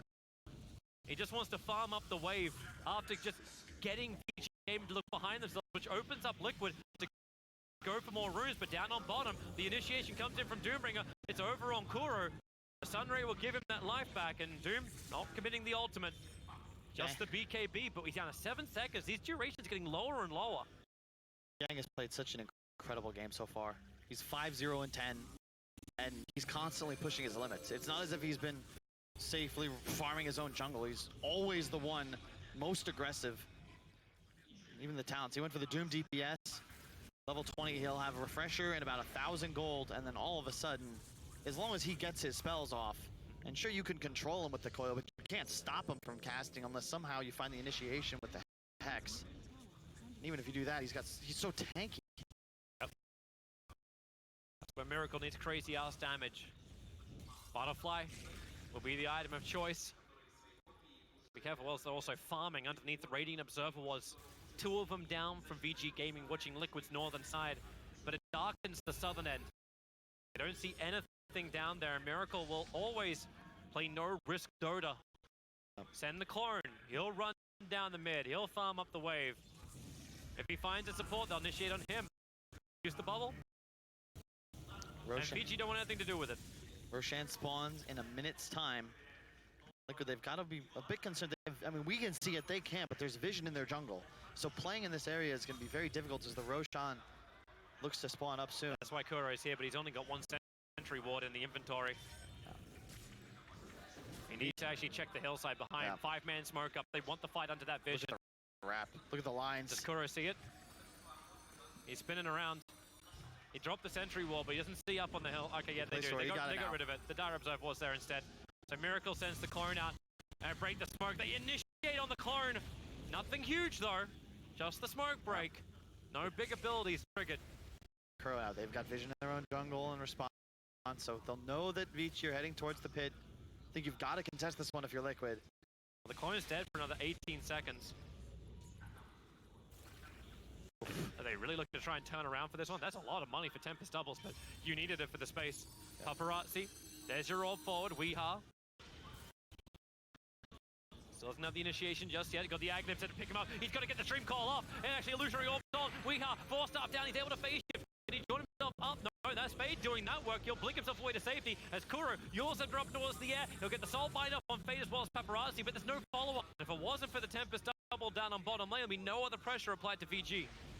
DY buying out of Vlad's for this fight, just with a little bit of damage amplification along with the lifesteal for the troll. And just in case every little bit. Enough. He never drops. The clone did reach the tier 3 tower with the creep wave, but it timed out. Now, here comes Liquid. The orb flies in from Weeha. He knows it's low. They don't want to go for it. That's a lot of stuff sitting on the ground because now it's the Nova already down. They got Yang trying to beat through it under the cover of the BKB. The Nova will stun both Ari, but what was on Supernova? Rubik actually got it. He'll look for the target. The rock will drop over on Centaur. Isolated slightly. Miracle sitting his clones up. Sees Fade over on the sidelines. Can he get the Supernova off? He will not. Miracle finds that kill already with the clone. Then moves over towards Ari, but Paparazzi, they'll take care of it. There's still a 1-for-1 trade-off, and that could have been a hell of a lot worse for Liquid. But Aegis Immortals on Paparazzi, and he's ready to go. At some point, they got Fade, though. They killed the Rubik before the egg become an issue. Even if they didn't, like, if VG Gaming backed off and that Supernova was sitting inside the Rubik, that would have been probably even worse. Because VG, that's set up. Well, that's real Miracle, TPing bottom. It is, yeah, she made a copy. Goes Invis. Oh, the Doom is looking for it. Out, he knows. Looking in the trees with the Shiva's guard. The clone's already right for the tier 3 tower. So Miracle gets some chip damage in. If he had guessed the right direction, kills Miracle there. There's no Lincolns, there's no protection. Yang can just Shiva's BKB, get the Doom off. This is obviously Miracle's plan, though. Always push the bottom lane. How many times have we said throughout this tournament? But Radiant always have issues with the bottom lane. It's always pressuring in. Which means there's always an opportunity if you can just chip away at the tier 3 tower bit by bit. The VG Gaming pushing high ground ends up with them losing a rack, especially if the real Miracle goes. GH about to be level 18 soon. Then that egg becomes far more difficult to take out. As expected, Ori does itemize for the Ags. So much burst damage. They want to be able to kill Miracle. You look at his net worth, he's about equal to his 2 cores combined. Yeah, but it's going to be so hard for the rest of Liquid, right? They're taking all the farm. So unless they find kills like Weeha, he doesn't see Ari, but he will find the Doombringer, quick blink away. But for the orbs able to connect. About to spawn, you're going to get 2 for Liquid bottom and an Arcane Rune. Unless Yang can beat him to it. Yeah, that Doom moves very quickly. An Icarus dive up. This allows them to catch both the bounties on bottom, but there's the refresher orb for the Doombringer. It's just about getting your spells off. I love the Satanic build on Paparazzi as well. Status resist, man. The Hex is not nearly as threatening as it is on other sorts of heroes that cannot afford to itemize in this manner. Look at this, GH is having to play the side lanes this time around. They can't risk the puck too much anymore, but having puck with the orb upgrade, now we actually see Weeha having to play that side lane with the Tempest double, but they're hunting. Kuro and Mind Control are waiting for Ari, as well as Fade, who is sitting in the tree, so Mind Control is going to reveal himself first. Ari's keeping his stacks up. He's actually BTing in towards the mid lane now. They've had enough of this. But what have you got? You got Miracle's clone pushing the wave back out. Like, how do you get farm if you're Team Liquid? Like, Miracle's taking everything. It's tough. I mean, it's good in some ways, but yeah, it's hard in the others. You're the only hero. Pretty much. Now he's building in for an MKB as his next primary item. Yep. He's going to have that finished on the Troll. It's on Courier right now along with the Tome. He's hit level 25. Battle Trance will strong Dispel. MKB, it's just such a huge pickup because now he'll be able to actually threaten Miracle even inside of the bubble. It won't work on structures, of course, but he can at least potentially go range for him and beat into that Arc Warden if they find some sort of control. Yeah, we'll look at both sides, like both Troll and Arc Warden having it. So Miracle, yeah, bubble is up, and he walks in. Man, that damage, Paparazzi. What a Miracle, but then, of course, the panic. Gets all of his life back, a little bit more trouble over on Puck, doomed up and brought down. Gem down as well. Not again, not like this. That's now 2 gems into the hands of VG Gaming. 1 on Doom, 1 on Rubik. Vision game from Liquid just got 10 times harder. They're just playing so well around the map. VG Gaming. Wait, did he just... Okay. He bought the refresher. Yeah. He bought it and sold it because he wanted to have buyback. Now he has both and 85 gold. This is about as good as it gets for a Doombringer. I still want to see how VG end this. Going high ground without a bad trade-off. This is the best position these creep waves have been in a very long time. All on the dire side of the river. I don't know if I like this from my control. He'll have to wait for the next wave. It's all about the level 25s. Miracle, almost, he's 1.25 levels away. Yep. There you go. He's going to grab the next wave up on top lane. Hold him back. They'll fortify the wave up, and it's actually with the TP in. Doom, he's looking for the hunt on mind control, but he just blinked to probably the closest point in the tree line away from every other position the VG Gaming was looking for. Buying more time and bringing very close towards that Aghanim Scepter of the Centaur. Some kind of save for Team Liquid from VG's initiation. Something to get them away from that double Doom. The gold at this point isn't really Liquid's concern. It's getting their heroes online as far as levels go. Level 20 for the Phoenix, whether he gets the Icarus dive or the 1.25 second stun duration on an egg, which I think is going to be the choice here. It's huge for his hero. Miracle, we already know what he needs. 25 for the Spark Wraith damage. That's what's going to make it truly really difficult for VICI to penetrate base. But for now, they don't have this online. There's no Aegis, so VICI are content to just keep Liquid in the base. Cheese is actually in the backpack for the Troll Warlord. That's not going to do him much good there. But what else do you want to switch out? Your phase boots? Gosh, you need boots here. You need the mobility. It's like you want Ags Doom next. So Doom's gonna go for the double Ags ultimate. Oh gee, got him with the Tinker Ward. DH can't get away from this one. Yeah, and it's like watching a chess match. You're like, oh, they got me there? I know what happened. Doom instantly TP, BT's up towards the top lane. They want to make sure this lane pressure continues. They just have to creep skip out almost VG Gaming. They need to be able to grab the creep wave in the bottom, almost like a lone druid would with the badge. Drag it to the mid, so they don't have to keep looking behind all the time. That's why this game is hitting 44 minutes. VG Gaming are 17k ahead. They're looking good. They're itemizing everything they need for the team fights. The problem is they never have the opportunity because they're either cleaning up their wave or they're waiting for Liquid to come out of position. But there's a reason why Liquid are not getting the levels. They're not getting the money. It's because Miracle's doing the push for them. It's very much a Tinker game. Yeah, you might be in a position now as EY takes some experience. He's trying to get level 25 and that Aghanim's up. But you could have 4 heroes level 25 on VICI before Miracle hits his. And at that point, you gotta figure they'll look to make something happen. But Roshan can spawn in a minute to 4 minutes. That'll be the Ags and Refresher. It will be... No, it's just the third. Just the third. We'll get one of the 2. Yeah, Lena already has one. VG got all 4 bounty runes for the 45-minute mark. So that's a lot of money. 21k is now the advantage for VG. But I can't remember who said it. It was either Zhao or ZSMJ, but you know, what is a He's gold blinking lead? Forward. The Stampede already out. Centaur just wants to get the hell out of here with the Dream Call as well. Is there a way to get away to safety? Kuro inside the trees will complete his own TP out. More problems for Centaur. He's got the only place he can hide, but now they get the vision. Retaliate. Okay, not exactly what they was hoping for, but you'll take it. Laguna Blade to get the kill on mind control. But the pushes again in mid. They go to bottom lane. They get to look behind and look instant TP from Doom. He knows he needs to push the lane in. It's more important that he hunts. That's the thing. You've got to make sure that Liquid is afraid to play the side lanes. Find a kill in one lane, immediately sweep the map with a teleport as the rest of your team cuts across to follow. Smart maneuvering from Weeha, not going up the lane where Paparazzi would have chased. The Edge going to find his own target. Whoa. A quick Icarus dive away. Doom does not have the ultimate up, but it won't stop from Refresher orbing. BK being GH cannot keep that Icarus dive going. Begins his own TP out. There's GE also drop a Miracle. He comes in with a bubble. He cannot save GH's life. But he might be able to get a revenge kill with the clone. Doom goes down. A huge streak. Level 25. That's it, Toby. Yep. Level 25. Here we go. He's on. He not only gained 1,400, but he got the experience. And Miracle. He had it, I believe, from a tome, and then that's why the Doom dies. It's the same thing we've seen all game, but instead of now just being a harmless harassment, it's a kill. Yep. It's a kill solely because of this insane damage spike. It's like double damage on your Wraith. Sure. Good luck, VG. The clones are coming out. They're looking. Oh my God. They are everywhere. This is why Techies isn't in the meta. You have Arc Warden.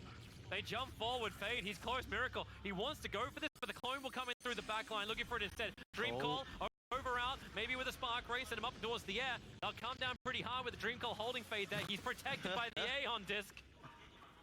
God, it's just now, VICI. You got a 21k gold lead. It's about as big as it's been, but Liquid are confident to make this play. They've got 5 alive. Jang's still dead for 30 seconds, and they know his refresher's on cooldown. Mind Control CY. He wants to get the jump on this. He wants to make sure there's no Fatal Bonds and Rock, but they have to kill him fast. That's the problem. Weeha, still no Dream Call, still no big AoE control. Paparazzi, he'll turn around. The clone begins the fight with the pick up. Mind Control, hit the double hop stomp. They'll catch out the Rubik, but the Rock creates the extra space. Defensive York set up in the air, but they're still bound together. Fade needs the distance, but there's a hit from Kuro. It's the stroke of fate. They clean up the Golem. They look in towards Roshan. God, it's like, you think it's a repeat of the Lunar Bracket Final, that third game where VICI close out the series with this methodical patience, eventually just overwhelming Liquid. But Toby, this Arc Warden's a different beast. He's doing like double deep. It's not fair. This is not fair. Hey, this is Dota. You beg the question, VG Gaming, how many items did you need before you could make a play?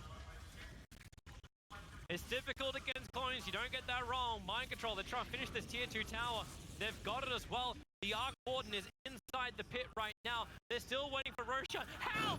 What the? Arcane Rune. What is this? Okay. Dude, it spawns in 16 seconds. Is this an instant kill? Is this no way, it's not an instant kill, but it's gonna be close. 30%. How many? Many? Can you actually spawn? Oh, keep doing it. We need a counter. All right, Roshan, here we go, man. From 100 to 0. Get blasted! Holy shit!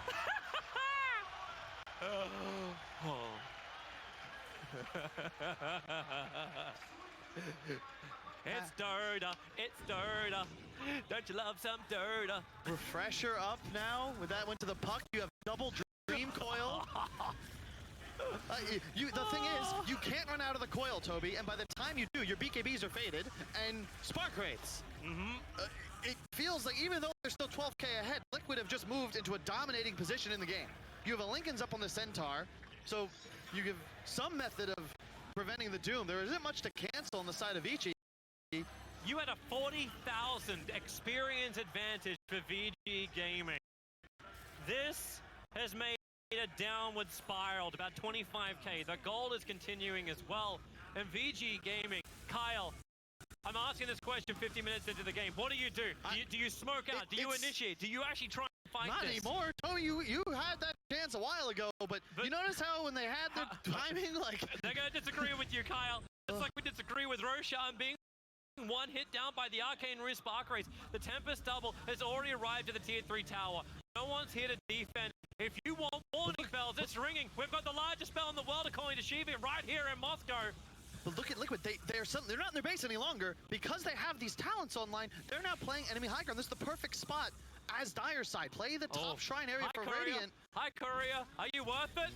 That's worth it. It's the Lincoln Sphere down, but they're exposed in the back line. Mind Control, looking for DY. He's so close. The hold stomp. They'll get the initiation out with the Hex Control. They've brought him down. Back to Babel. They're coming over towards the shrine. The Supernova's already there too. But now Warlock can actually get through the rear. there. You actually have the three-man coil. That's a refresher on GH. Extreme coil actually stolen. Return back over. And with the supernova, have they got enough? No, they don't. It can't pop. Miracle's actually dying. The Eagles Immortal will burn. But VG Gaming be fighting.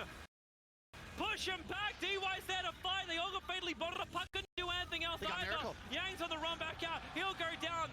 Miracle actually getting the streak. You'll lose Puck. Buyback to heavily available. Paparazzi claims a triple kill. And Liquid are all dead.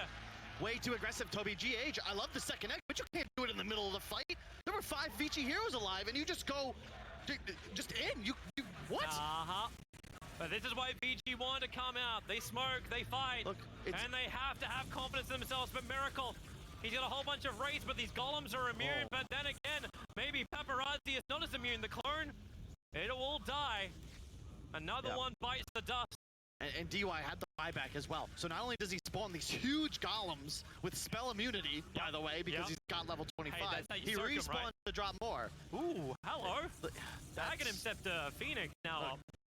Liquid have to, they learned their lesson, all right? You can play into VICI as they run up your high ground, but you cannot just fully commit, especially if VICI still have BKBs available. Hey, VG also learned that lesson. They knew where to play around. You didn't care about the Warlock dying. Liquid to reveal their position, they can play it back, and the Rubik on the back lines, he did so much work. He hit the three-man dream call out. That's kind of why GH was totally isolated in that mid-fight. They had no way to move properly. Yep, and it's so crucial. Another Racket Inceptor are going to arrive. I'm waiting for the one on the Rubik, because then he gets to buff up everything else, but the Ags is there for the Warlock, and he's almost, he's already 25, so we're good.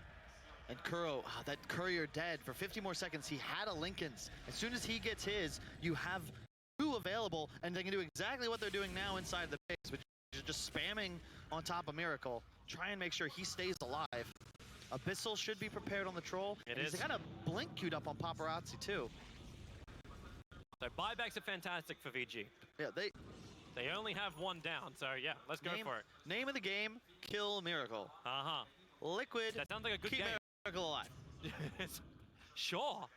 Let's do that by hiding under our tier 4 towers. I want us to put the camera there. It's just, you can look at the positioning.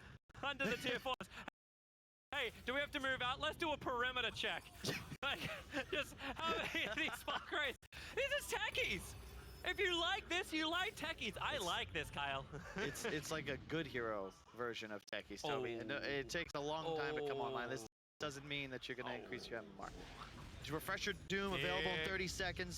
Here comes VG. Lincoln Sphere, hello. That's one way to keep Miracle alive. Just any kind of protection. However many layers you can put on. In this case, if you do use multiple layers, it is safer for you. Tom, I love Liquid. They're always just maturing. Tomes go onto the proper heroes. Phoenix wants his 25 ASAP. What's Miracle do? He's building Yule Scepter. He actually lined up Yule Scepter? Yep. Because you get 2 more hits possible on the egg, which he did take the increased duration talent. If GH can get these eggs off, really just the one. He had the refresher shard earlier. Almost to his dismay. If he had just chilled on the high ground casting Sunray, perhaps that fight goes Liquid's The way. Miracle Clone's going to find the 2 heroes on the side, and he wants to try and do as much damage into Paparazzi as possible. Yang, Wolf storms out, Fade's going to be there, Ori as well. Remember, this is just the clone, but you see how much of a threat it is. The Tempest double is up in 12 seconds again. And you've still got to go through the spark race. You still need to get up the high ground, Toby. Yep. And I'm not going to say it's easy. Look at it. I think they're waiting for the 40 Bs down to the shrine on bottom. It's like, all right, guys, let's go for the runes. We'll switch our approach. But the spark race, you can set them up so quickly that even if you switch the lanes, it doesn't even feel like you get around them. I'm trying to get a feel for like what's VICI need. They're maxed out on all 3 of their cores. They're holding out for a miracle. You could Ags Synth, but you already have 2 Ags up on 2 cores, so at least you get the extra item slot. But you know, if you weren't willing to go high ground before, what do you get? Is it a double rune spawn? Do you need a DD and an arcane? Bloodthorn, a miracle. Okay, he really just couldn't make up his mind of what he wanted now. What's he sell? He doesn't. He just switches the BTs in and out. Like that's it. Like maybe the Shadow Blade, because he didn't really feel like he needed a Silver Edge yet either. But yeah, there it is. He's just a frontline tank, but he'll need to shift the BTs in when he wants to split push out. Easy enough. You can manage that. I would say if VICI managed to win this game, it'll be, I think, the most impressive thing I've seen all tournament. If Liquid managed to win this game as well, considering what they have gone through. Like, VG still have so much to fight with. They just never get the fight they want. Yeah.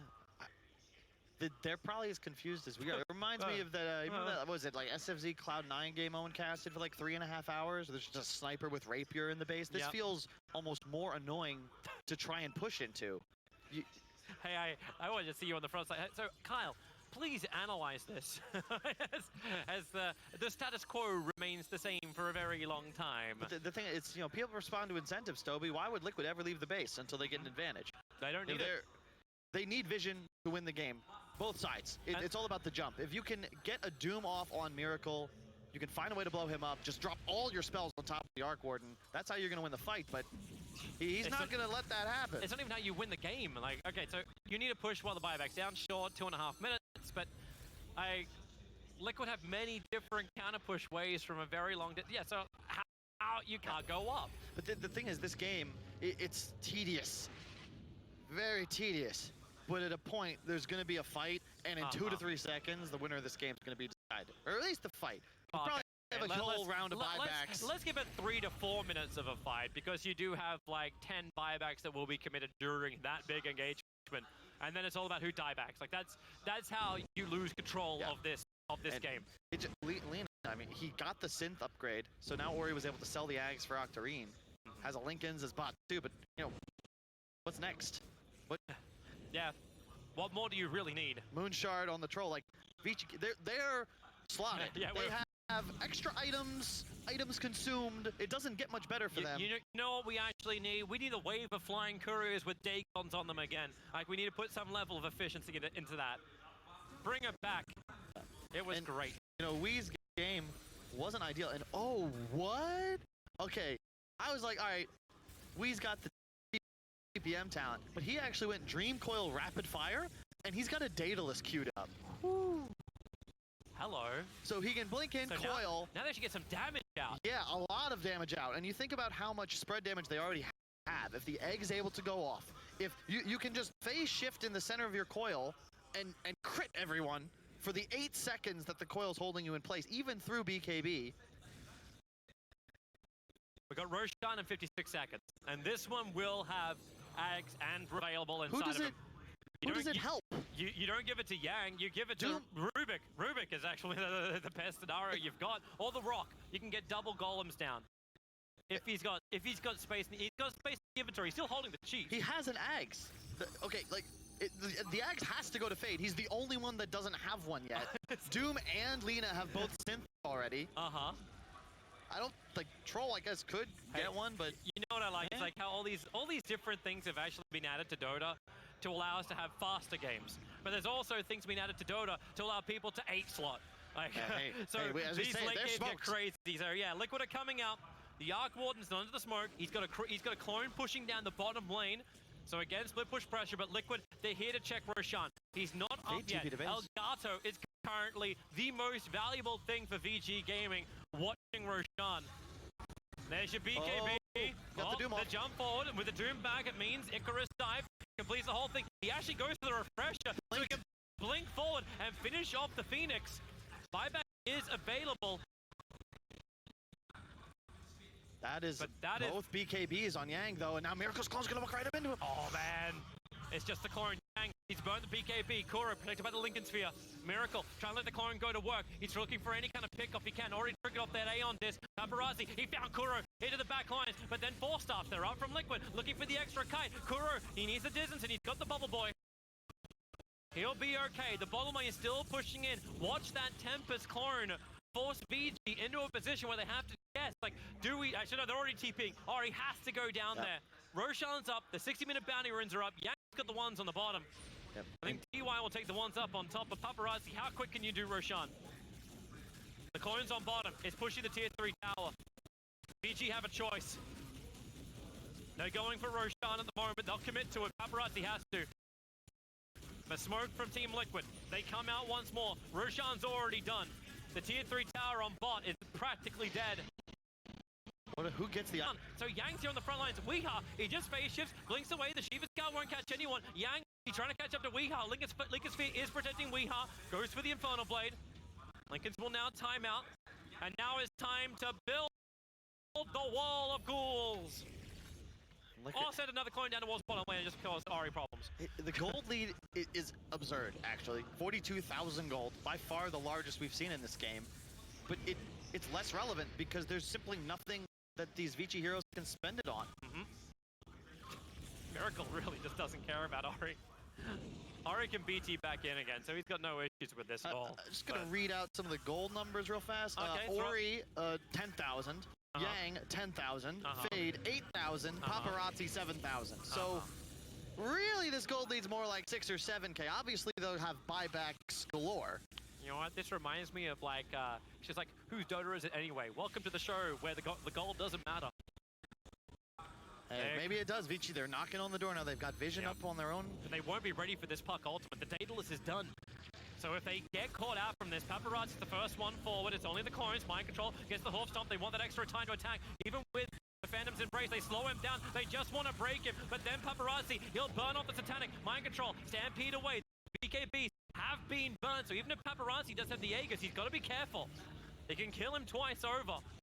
But the Spark Rays doing their work. They've run out of the creep wave. The mid lane's not there either. There's only so long they can do this. Fortifications available from Liquid. They'll burn it. They need to clean up the second wave that's coming in right now. Miracle sends the coin in. Paparazzi still low on life, but Satanic, 8 seconds and it's back up again. There goes your creep wave. How many coins must die for the service of Team Liquid? Paparazzi runs forward. He's getting hit by the Fire Spirits. Doesn't really slow down his attack that much. They still want to beat through with the tower. He got the real one. The Lincolns came way too late. A 4-star back. They have to get him into Fountain. Miracle. He has to buy back. No other choice. VG Gaming are in their home and must be repelled. DY saves both of his golems over towards Miracle. In fact, all three of them are trying to keep him zoned down. But Kuro, he gets the soul bind together. This will break the Aegis to the Immortal. Where is the Nova? It actually got off with the sun down. Doom can't go anywhere. Ori is trapped as well. Mind control, keeping the chain control there. And they have enough. Miracle actually survives. Even with the 3 golems there, they don't care. Mass buybacks coming in from VG Gaming. They're all buying back. They want to keep the pressure going. There's no Miracle to fight this one out. He's just got the clone only. Mind control on a B-stick of life. VG Gaming, they want to force the issue, but it seems so damn bloody hard. Miracle has not for kill. Even in death, he fights it out. Ori wants to get back out again. Weeha, the Orbi won't connect. He'll have to buy back. He didn't join himself forward on this one. Mind control needs the attack, needs the opportunity. DY has an ultra kill with the unstoppable. This is like the burning crusade. Mind control, where is your attack?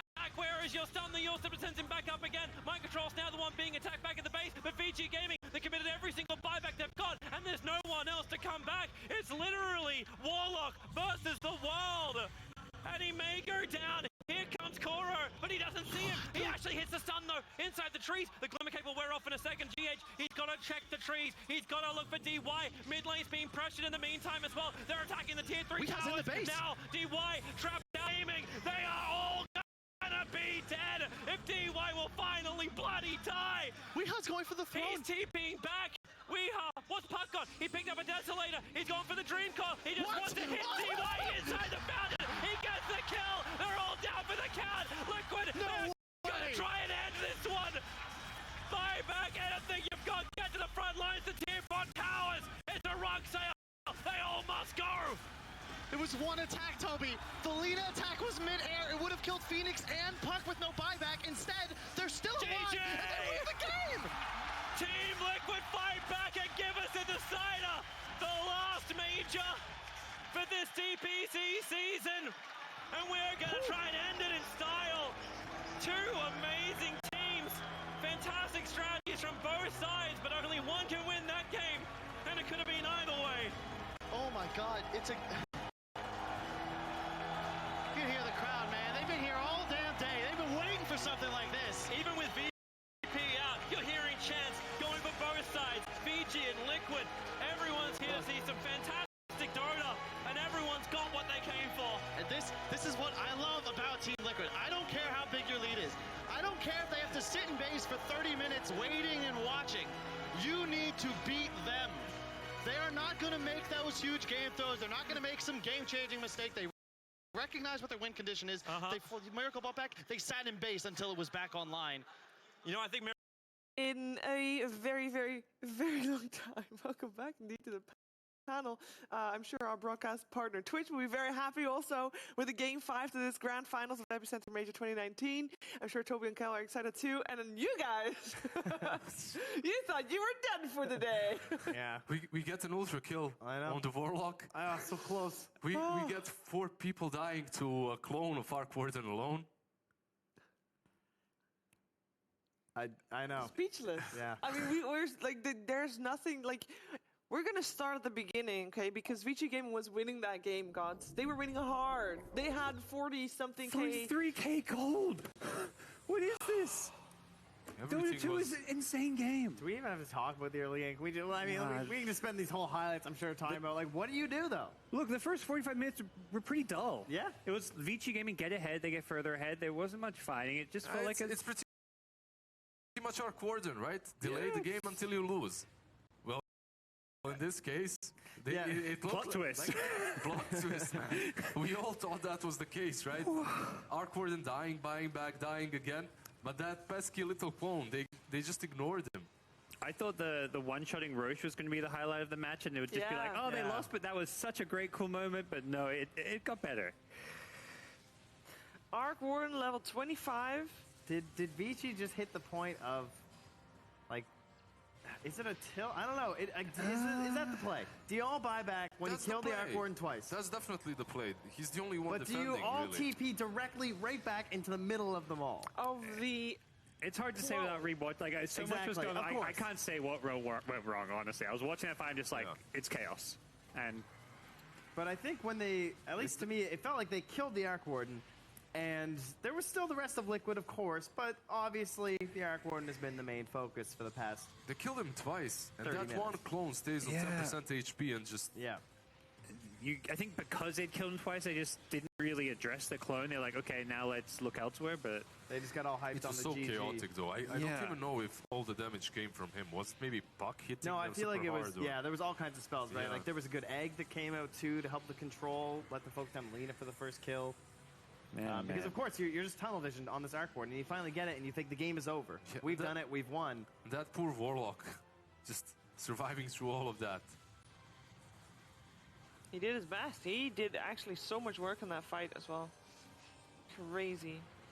This was the fight where Arc Warden was already level 25, and I thought if VICI wins this fight, you know, the cheese is over. We saw how an Arc Warden could do well, and they won this fight. I thought this was going to be the beginning of the end for Liquid. This is the classic... I think everyone did. Yeah, because this is the classic thing that happens with an Arc Warden draft. You win a few high ground defenses, then you go low ground, and you lose. Because you're useless. You can't do anything but defend high ground.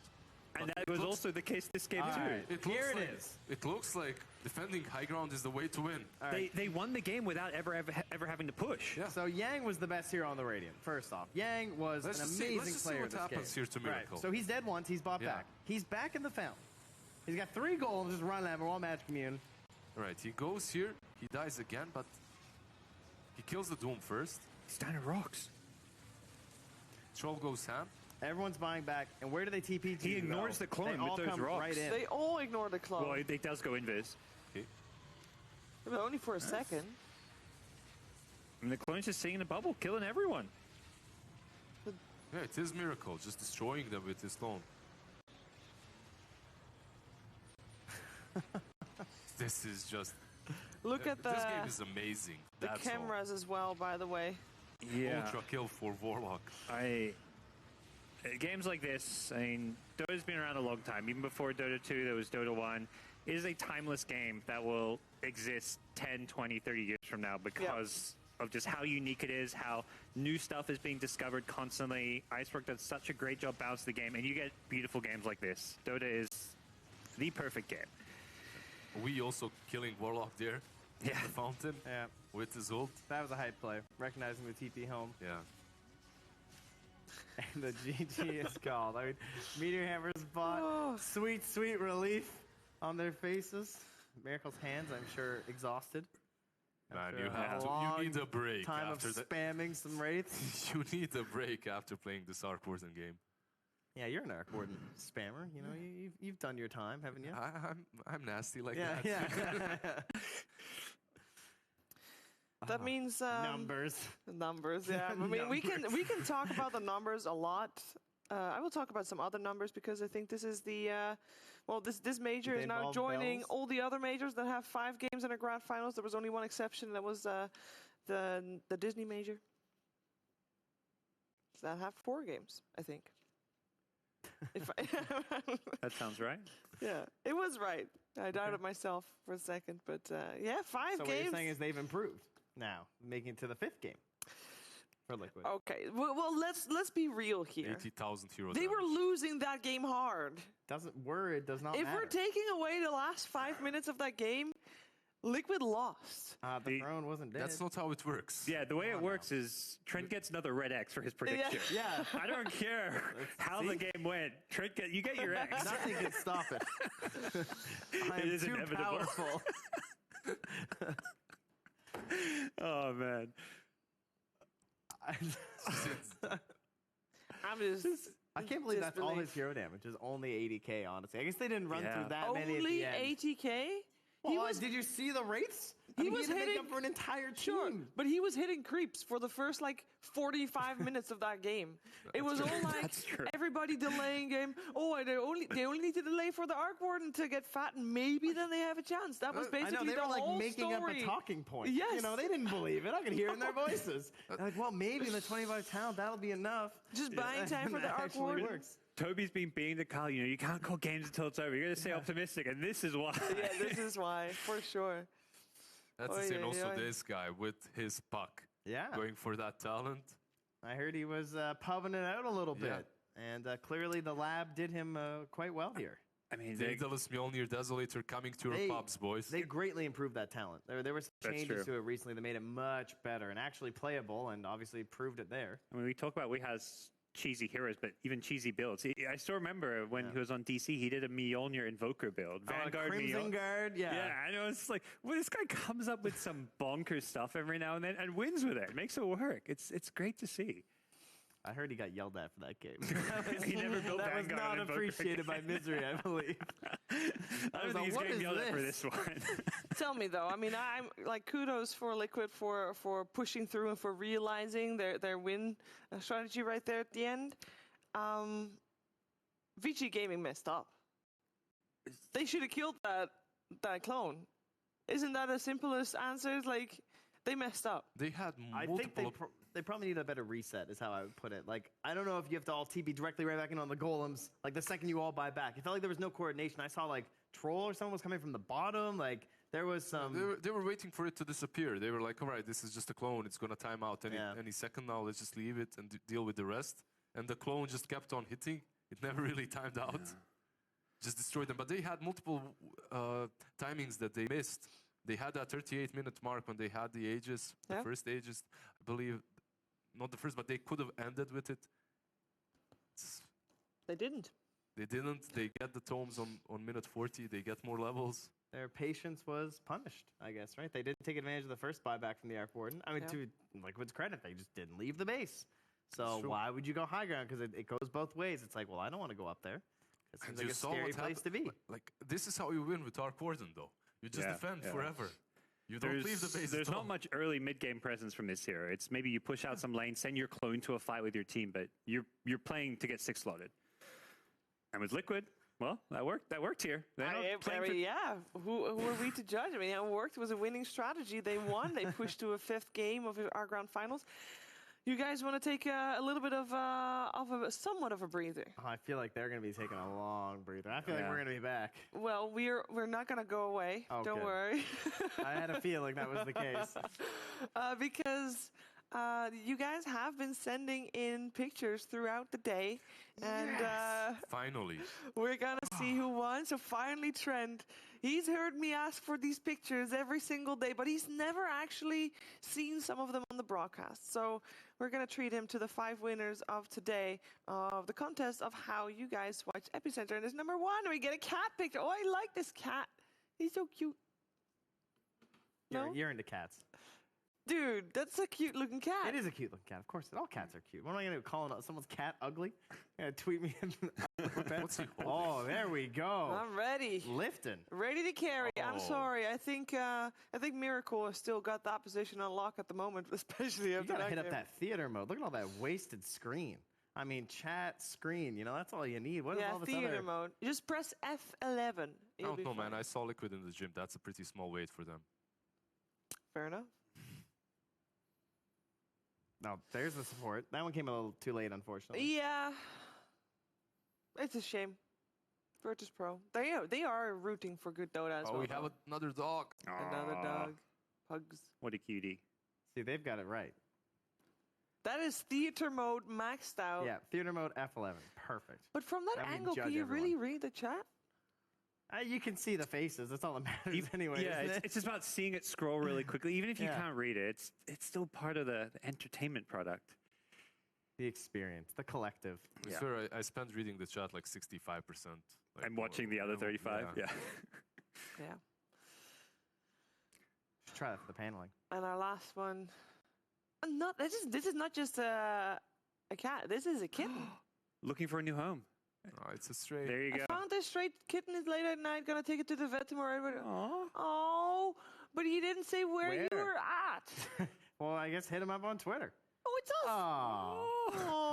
Oh, this is actually so adorable. And someone's missing a gorgeous kitten, I think. That is a very pretty cat. Where are all the dogs, though? That's We didn't specifically ask for dogs today. I did. I want to be quite clear. Trent did.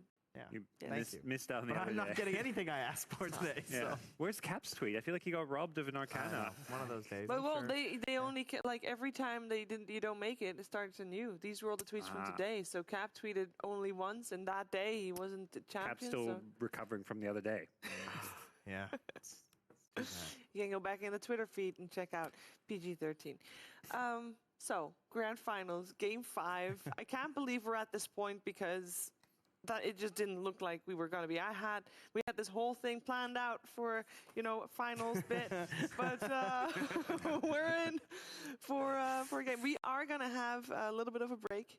Don't worry, you get some rest as well. We'll be right back for game number 5 of the grand finals of the last DPC event in 2019.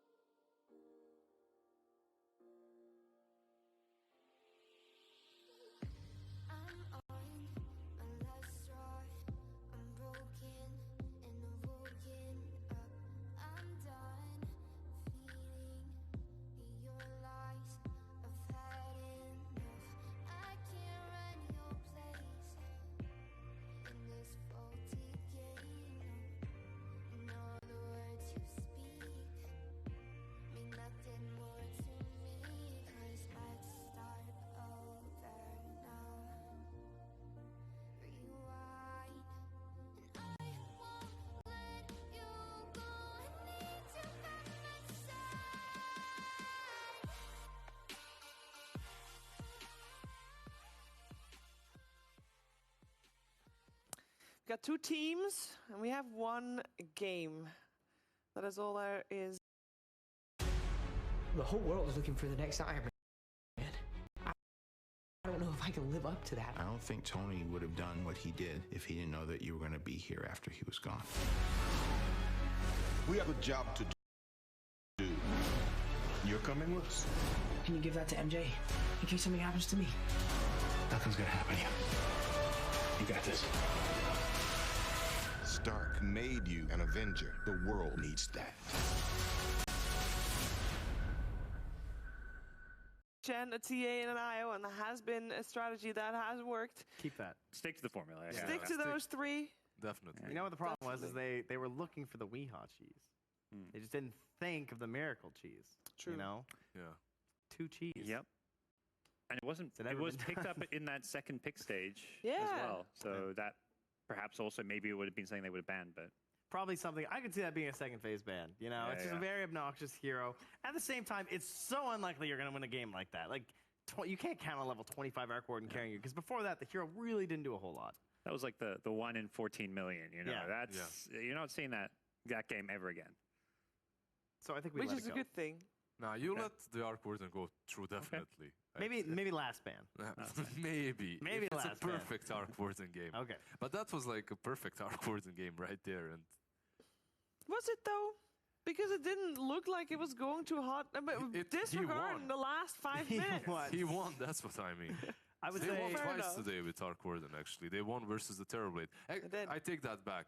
Playing Arc Warden into Terrorblade is probably the best feeling ever. Yeah. As it's very easy to just stay outside of his range and defend from those early pushes with the magnetic field, and eventually Arc Warden becomes stronger than him. In this game, you have the Troll, you have the Lina, you had ways of dealing with the Arc Warden, but sadly, you didn't count for the clone as well, it seems. Didn't move fast enough, right? Didn't. I mean, had they pushed a little bit earlier, before the 25, and they definitely had the gold and XP advantage to do so. But at the same time, how many teams have learned, like, don't go high ground too early, wait for everything, we're choking them, how can we possibly lose this game? And they moved a little bit too fast in the end there, with all the teleports into the high ground, which is the main reason they lost. They had the game. True. So we get to talk a little bit more about Liquid because they won. I don't want to go back to those last 10 minutes because we got to think about how they're going to prevent from being in that situation again, because even though they won, they looked pretty bad for the start. And we've talked a lot about the support duo. And this is one of the few times we saw Phoenix again. And I want to hear from you guys how you felt he was working out. And because I don't feel like Arc Warden wasn't really the problem. Centaur has been shown that he's Arc Warden wasn't the problem. Well, before the last 10 minutes. Again, why? Yeah. So how did they get to be in that position in the first place? They were 40k gold behind. That is terrible. Yeah, they had issues everywhere, right? They couldn't really team fight. Like the Phoenix egg, every single fight, I felt like it was dying to It was to Lina and Troll. Yeah, it was just... No, like their whole draft wasn't that great. It wasn't that great. You had only the Arc Warden to fall back to. Okay, you had the puck a little bit too, I guess, if you itemize properly like he did. The puck was like 8k gold behind the enemy mid. It wasn't behind great. The puck was very poor. We didn't have a great game, true. So you're not picking Puck, you're not picking Phoenix. What are you gonna do? What's the plan? How do you win game 5? Ride the momentum, ride the wave. I don't think about picks. Just what do you want to play? Go think into that the you're draft? in their head. Grimstroke Earth Spirit. If that's there, take that. I want like a GH. Don't give me this Phoenix. What is this? Give me some Earth Spirit. Give me a Spirit, Tusk. I mean, we Get seem him in like there. if it's a good Clockwork game, that's a hero that he's good on. But something active, something that can make more plays, stop fights. Seems like we have a little bit more time before we head into the game 5. I mean, those players do need a little bit of a rest before playing the 5th game in the series. And for Liquid, it's already going to be game 7 because they played 2 games earlier as well. And it gives me perfect opportunity to ask you guys how you experienced this season. Season 2 of the DPC 2018-2019 about to be ending, you guys. Wow. What a long, strange journey it's been. Yeah.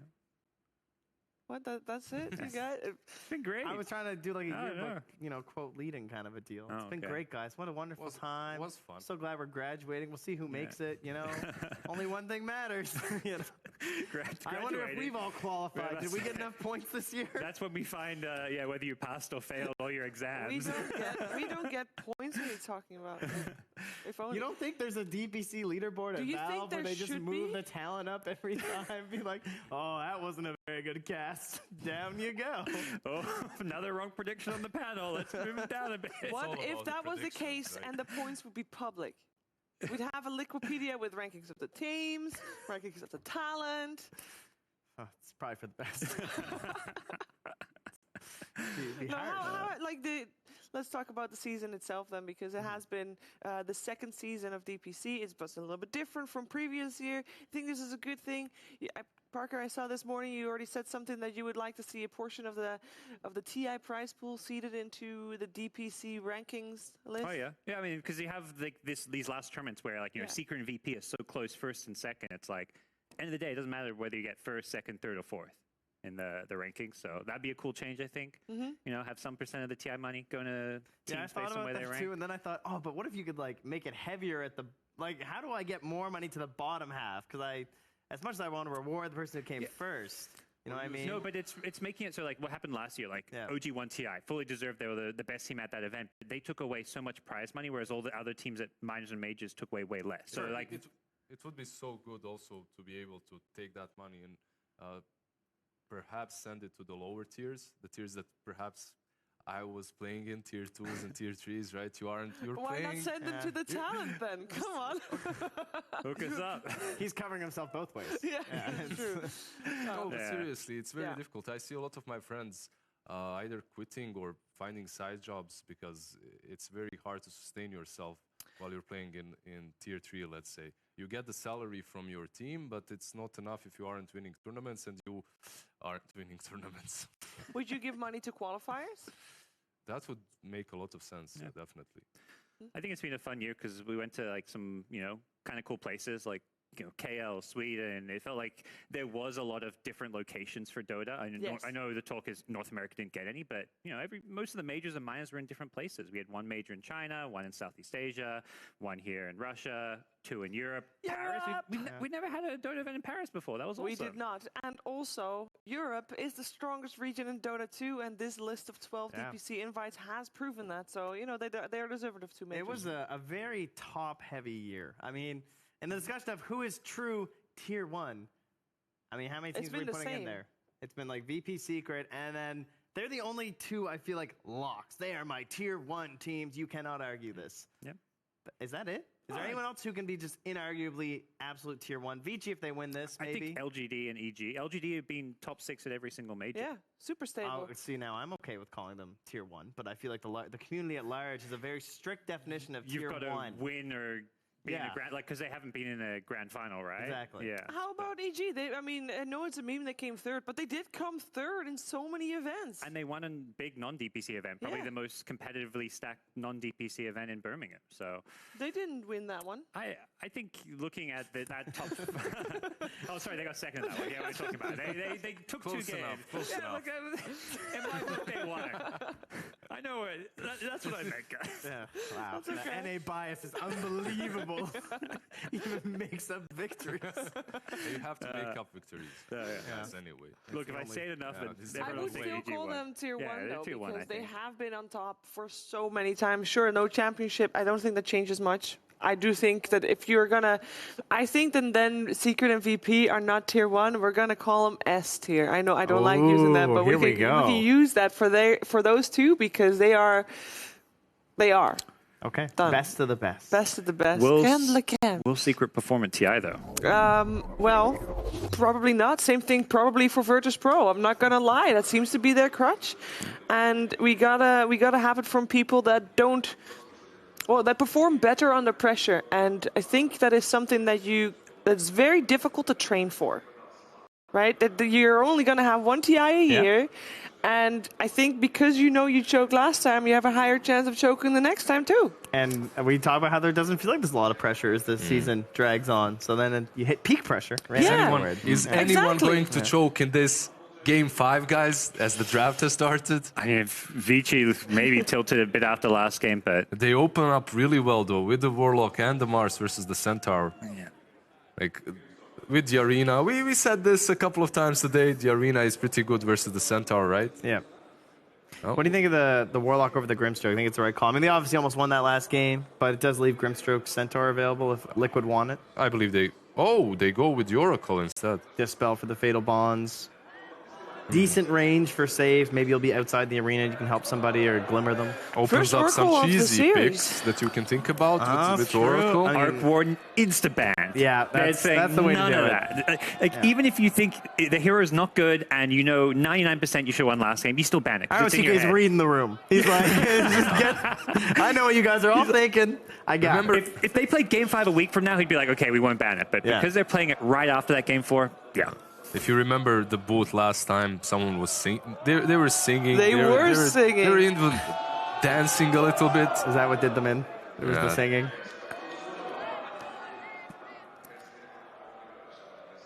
We have the troll ban as well by Team Liquid. Yep.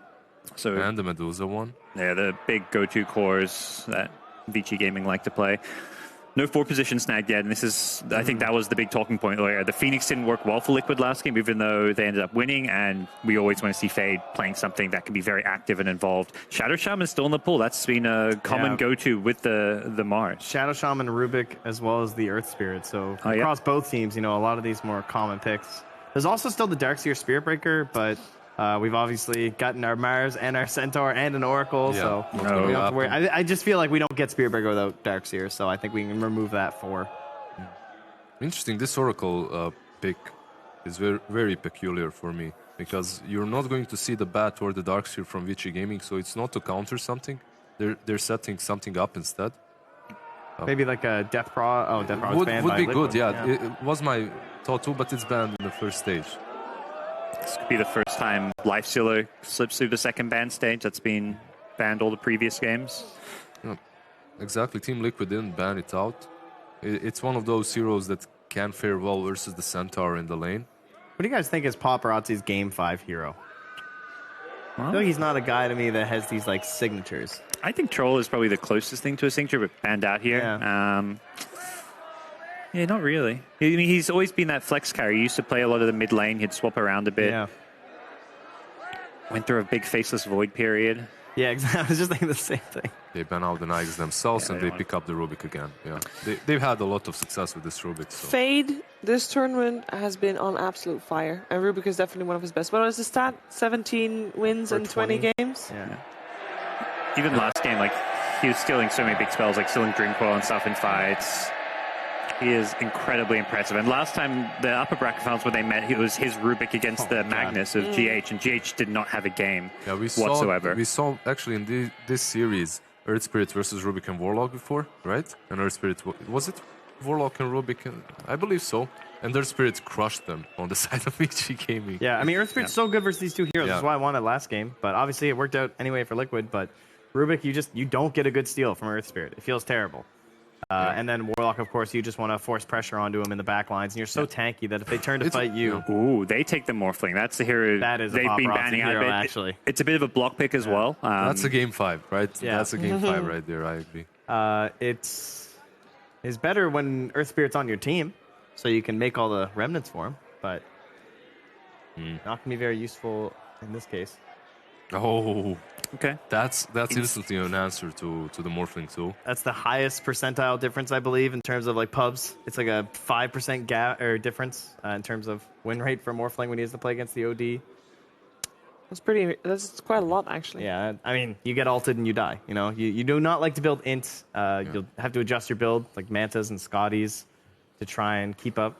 Not super high win rate. Not super high win rate over here, 45%, but still, it's a decent game for OD. Probably see a sniper ban now, maybe. That's always been a hero Ori loves to play against the OD. Sniper Lena, I think, are VICI Gaming's to-go heroes right now. Yeah, I like the Lena for some kill threat around the map with the Mars while the Morphling farms. I think it has to be active, whatever it is. The sniper might be too greedy. Well, sniper would work as well, considering. But the problem with sniper too is the Centaur and the Earth Spirit. There are heroes that allow them to get on top of him quite easily, and he is on the greedier side, definitely. Some teams like the puck versus the OD. That was something that was very big during the CQ major, right? It's really good. You have the puck and you have the Pugna remaining. And Ori plays a puck. So Puck, Pugna, Lina, those are the heroes that we should see on the middle lane versus the OD. Is there anything else that we're missing? Whatever happened to the Shrek? He's still around. Yeah, Alive and died kicking. out. VICI has played it several times, but I think it's hard to. I don't think it's the hero you want to play necessarily this game. I'm surprised that it has gone this whole grand finals without even being picked or banned, though, I believe, right? We haven't seen it in the bottom either. So. Definitely a hero that China's been flexing hard in that mid and safe lane.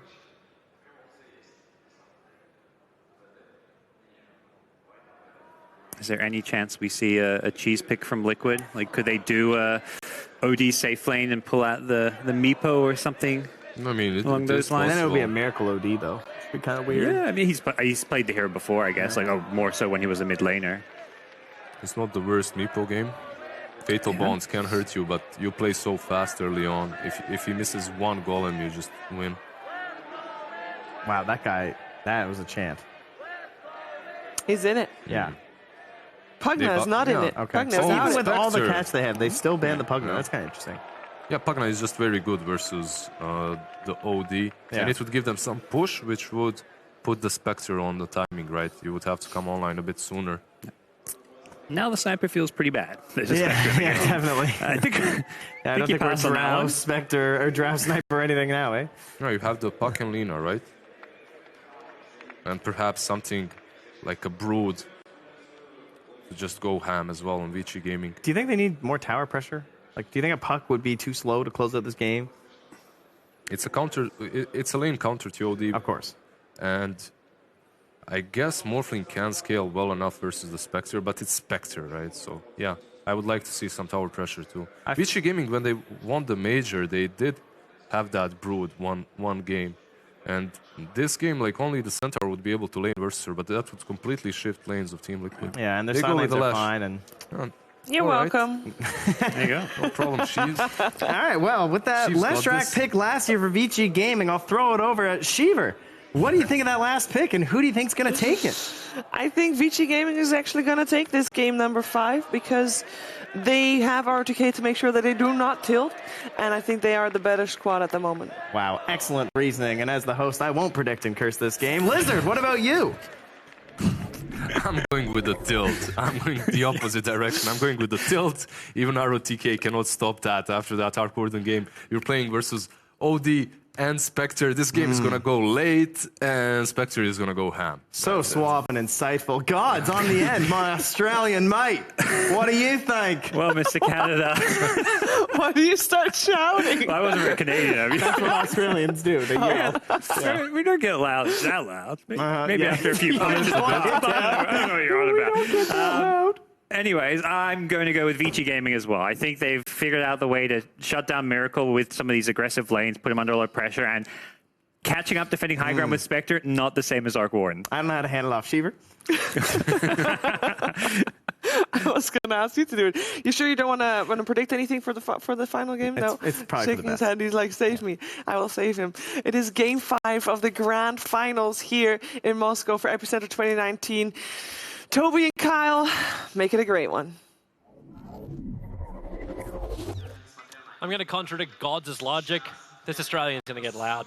Game 5, like, rest in peace all headphone users. It's done. Hey, you It's can't done. ask for anything more, right? Yeah. End of the DPC season, Hey, we get a 5th game. Game 4, you know what? On game 4, I would have retired a happy man on game 4. I'm done. Yeah. I'm done. Liquid winning makes it more epic, though. It really just does. We have another Really? game, and there were 43,000 You know, people no, behind, dude. I want to see China having confidence going into TI, having VICI Gaming coming out on top. I just wanted a game 5, which I would never say usually. Okay, I haven't packed. I've got a shuttle at like 6 a.m., but I don't care. This is what you hope for. This is what you always hope guys for are more waiting Dota. for. Like, This if- is what I do. What I You know do, what? I'm man. just going to put out a PSA. Like, if you're sitting in a crowd and someone says, like, I hope it only goes to 3, slap them across the face. Take the assault charge. It's going to be worth it, because at the end of the day, you always want more Dota. Especially Dota like that. Hell, This is yes. This is one of those really cool games. Liquid utilizing this concept that I haven't seen like this entire series. Double save. You got the put down from the Astral. You got the Oracle for the double. You have cleanse from your Q. You can ult people. And Yep. VICI You've got a Warlock again, but it's a different kind of game this time. Yeah, but you can deal with the Fatals. Yeah, you got different ways to actually purge it off. You don't like the double saves already. Like, there's so many saves actually from Liquid. Like, Mind Control's going to do it anyway with the Centaur. But yeah, I want to see how well VG go. In this game, like, they can add a lot of early pressure, be it through team fights, be it through Leshrac pushing, be it through the initiation that can come in from Mars. But VG Gaming have this kicker, right? They got paparazzi on this Morphling. We've seen teams like Alliance, Mickey, just totally utilize this hero to a point where, like, I have no idea what else I can actually do. That's maybe where VG Gaming can end up. I just love that all 4 support players are on signature heroes. I could give a damn about the cores. You've got the GA Earth Spirit, the Fade Rubik. 4 positions just so critical nowadays. I love that they're on what you could say is probably the best hero for both. 2 for 2, no, 3 for 1 runes. Yeah, Liquid able to get the 1 up on top. Mars normally quite good at fighting against it because you're able just to push away with the spear. Oh, he did level it up. Oh, hello. Mind Control. That's a lot of damage already just to pump into DY. Shadowword won't heal through that. Kuro tried to help him out. Even a slap into Paparazzi. Another hero who has to be careful about being heavy on agility against this surprise damage that can come from a Centaur. Yeah. It's a similar concept that we've seen where VICI has the more tempo lineup. They have stronger team fight in the mid game, but Liquid should be able to outscale, assuming they can keep the game relatively even. And everyone's going to get more experience this time around. Duel 2-1-2. Right across our 3 cameras. And you can see where everyone's running this down. Another great battle to have between Wii and Ori. It's been a huge tussle for domination of this mid lane. And both of these heroes need to have a huge impact in this game. Yep. And I love a lot of players have been telling me one of the reasons Centaur's picked up so early in a lot of games is because of aggro duel lanes like this. Oracle Centaur versus the Morph, you can pressure them hard. They're behind in CS for now, but no matter what, you're able to just make sure Paparazzi doesn't have that free game that he wants. Yep. In top lane, the Mars Rubik should be able to do the same to the Spectre. Definitely a laning advantage for VICI. Such an interesting choice as well, going in for that Spectre. Something we haven't seen from Team Liquid to have, well, what is a very slow hero in the safe lane. But does that also mean that VG can get on top of him early on? Like what's the timing we're looking at from Liquid before they're really going to be effective? I think it's less about timing and more about the way they want to approach fights. They want skirmishes. VICI Gaming, they want to drop Mars ult, Warlock ult, and have Ori be able to finish the tower with the Edict spam. So you get the chaos from the Spectral Horn. Do you go for like the Radiant style build, or do you actually look to get the combat style? I'm not saying like we're looking at Urn and Blade Mail coming in from a Spectre early on, but you have options with this hero. Indeed. And I don't know if that's the option I would go for, Toby. I think it's likely a Radiance and or Manta first build for Miracle. Although I honestly wouldn't be shocked to see him buy a Midas. He's been doing that on a bunch of heroes lately. It just seems to be meta if you get a good game in the safe lane. Well, if the game doesn't go that long, I'll be okay for that. But he will need Diffusal at some point to try and be on top of, well, everybody else. But that means, man, yeah, it's...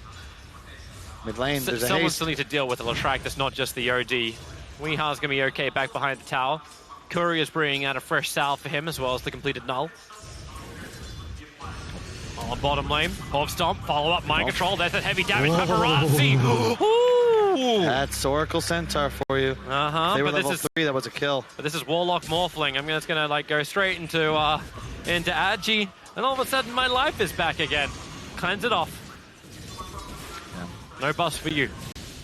Yeah, so far so good. It's not the trial, we won't see quite as much aggression, but remember you have 2 4 positions that can rotate as much as they desire. GH going to move back towards the top lane. This seems so hard for Spectre. The second that you actually move off that lane, GH, like Gang and Fade, they get up in Miracle's face. And Miracle has to tank through it. He's at least got the Wraith Band as well. Stout Shield bottom lane we go again. Warlock this time around is to be killed off. That's the first blood, even though we don't see the notification. Never know why that works that way, but yeah, miss first spot. Because it updates the gold, but I guess they just don't feel like the dire side deserves the I need my glory. announcement, like we have it normally going out in the arena too, the stage mapping lights up and you just first blood like come out. I'm not quite sure that's the accent, Toby, but it's about that. It's as close as I can imitate. Unfortunately, there's too many R's in my imitation. Miracle. He's trying to block the pull. Boulder coming in. They're going over towards Mars Fade. He can at least get the Fade Bolt off, and this will slow down the damage of GH and Miracle. Yeah. So they both have to disengage once again, but they're trying to at least say to Yang, like, you can't just do whatever the hell you want up here. You do have the #1 CS on the board, but don't feel comfortable. Yep. This is fun. Liquid's still with the net worth advantage, though. There's been a lot of regen that's had to be purchased down bottom. So even though the CS is going VICI's favor, they're not winning in net worth. Mid lane. The thing for Liquid is they don't have a natural way to push towers, other than maybe Centaur tanking them and then hitting them back. VICI, we've seen maybe do this, we've seen Sumail do this. If you can get up to a nice level advantage, pick up a couple kills with a Fade rotation here or there, you can just run at tier 1s with Max Edict and kill them yourself. Yeah, this does really feel like Liquid planned to win the game by killing VG. Yeah. That's really feels like the approach here. Everything went into the lane, it's not the tower pressure. Nice, here. Pushing him onto the one tree that was still there, but now GH will arrive with the help of Kuro. They want to kill off Fade, but GH being tossed away with the telekinesis, and Yang turns in towards Miracle. Miracle's got to be careful. Over the trees, the Rebuke drops him down to 25 HP, but now there's no matter over on Yang. But Miracle, he's not ready to fight. He just wants the 5-minute bounty runes, and they might be able to get a revenge kill. A kick away. Yang wants to stay on it. Kuro says, no, stay where you are. It's all good, though, as the top shrine is now available. 5 minutes 25 into the game.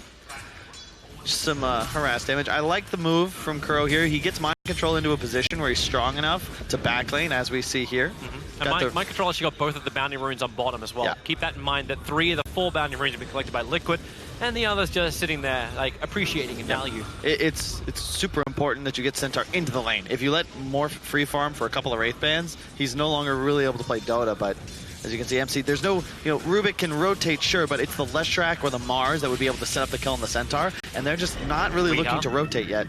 Here's your start up, and rolling boulder, GH. Ooh, early. A fraction of a second too early, but they may still have enough to kill off Fade. Under the tower, no. Fatal Bonds comes in from DY, and GH has to run it off, but the catapult, and it tanks up so much. GH will still survive, and he steals the double damage rune, while up on top, Yang, again, out of mana. Miracle trying to beat into him once more underneath the tower. Yang so low, but Kuro couldn't nuke him. He gave it a shot, but it was enough. Not even with the 2 points dispersion, not a single point in Desolate. It's 3-0-2 build in for Miracle. That's standard, though. It's, maybe you get a kill here and there, but it's about getting that up ASAP. You want to win a game because you're too tanky, you're too survivable. You're not really looking to deal damage to Spectre until those first round items come online. He went for the Soul Ring too, so just trying to maximize on his sustain in this laning phase, sitting at 7 HP per second. That's nice for him.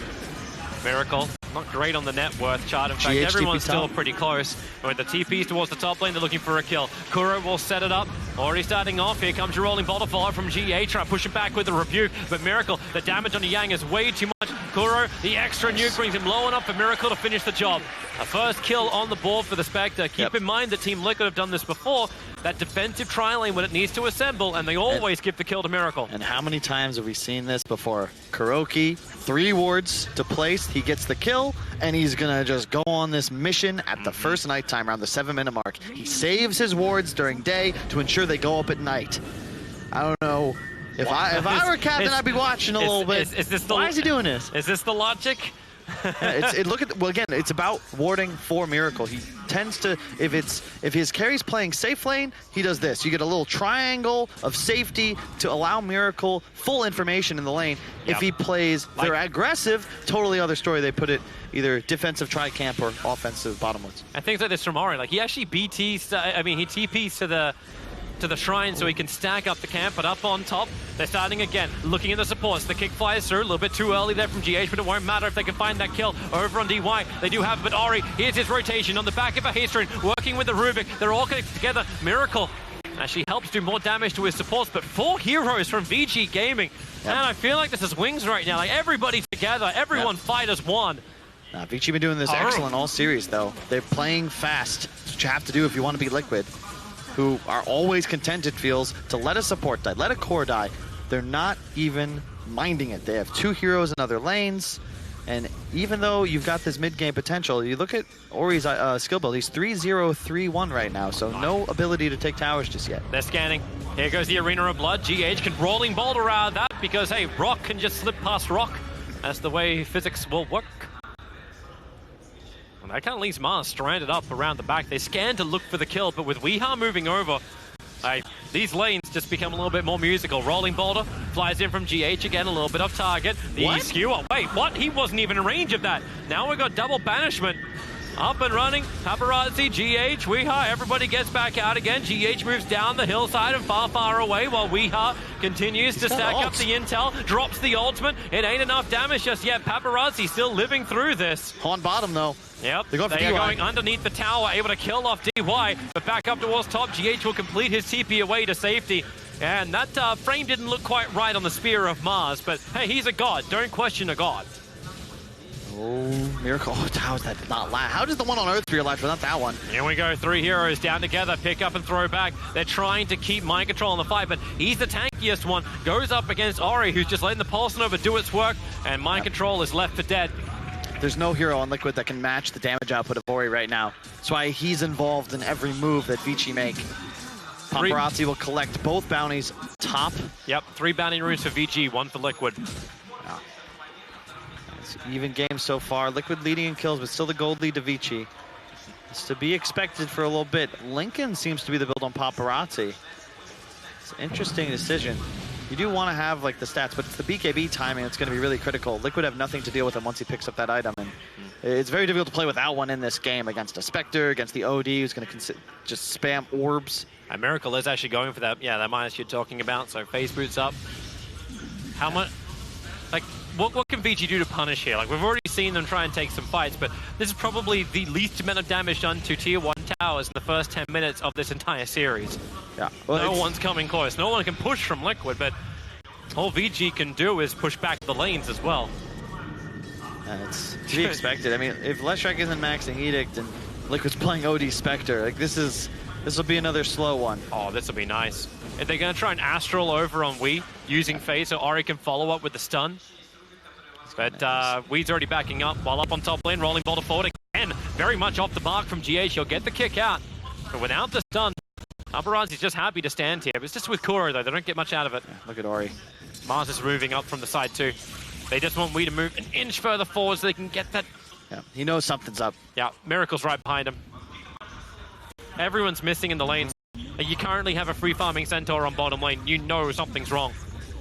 Fade, now he gets the wrap around. He finally caught out Weeha. Will he be able to get the stun into the tree line? Oh, they're a little bit too far away, but they do get the Mars ulti out. That'll work. Holding the OD in position and finding the kill.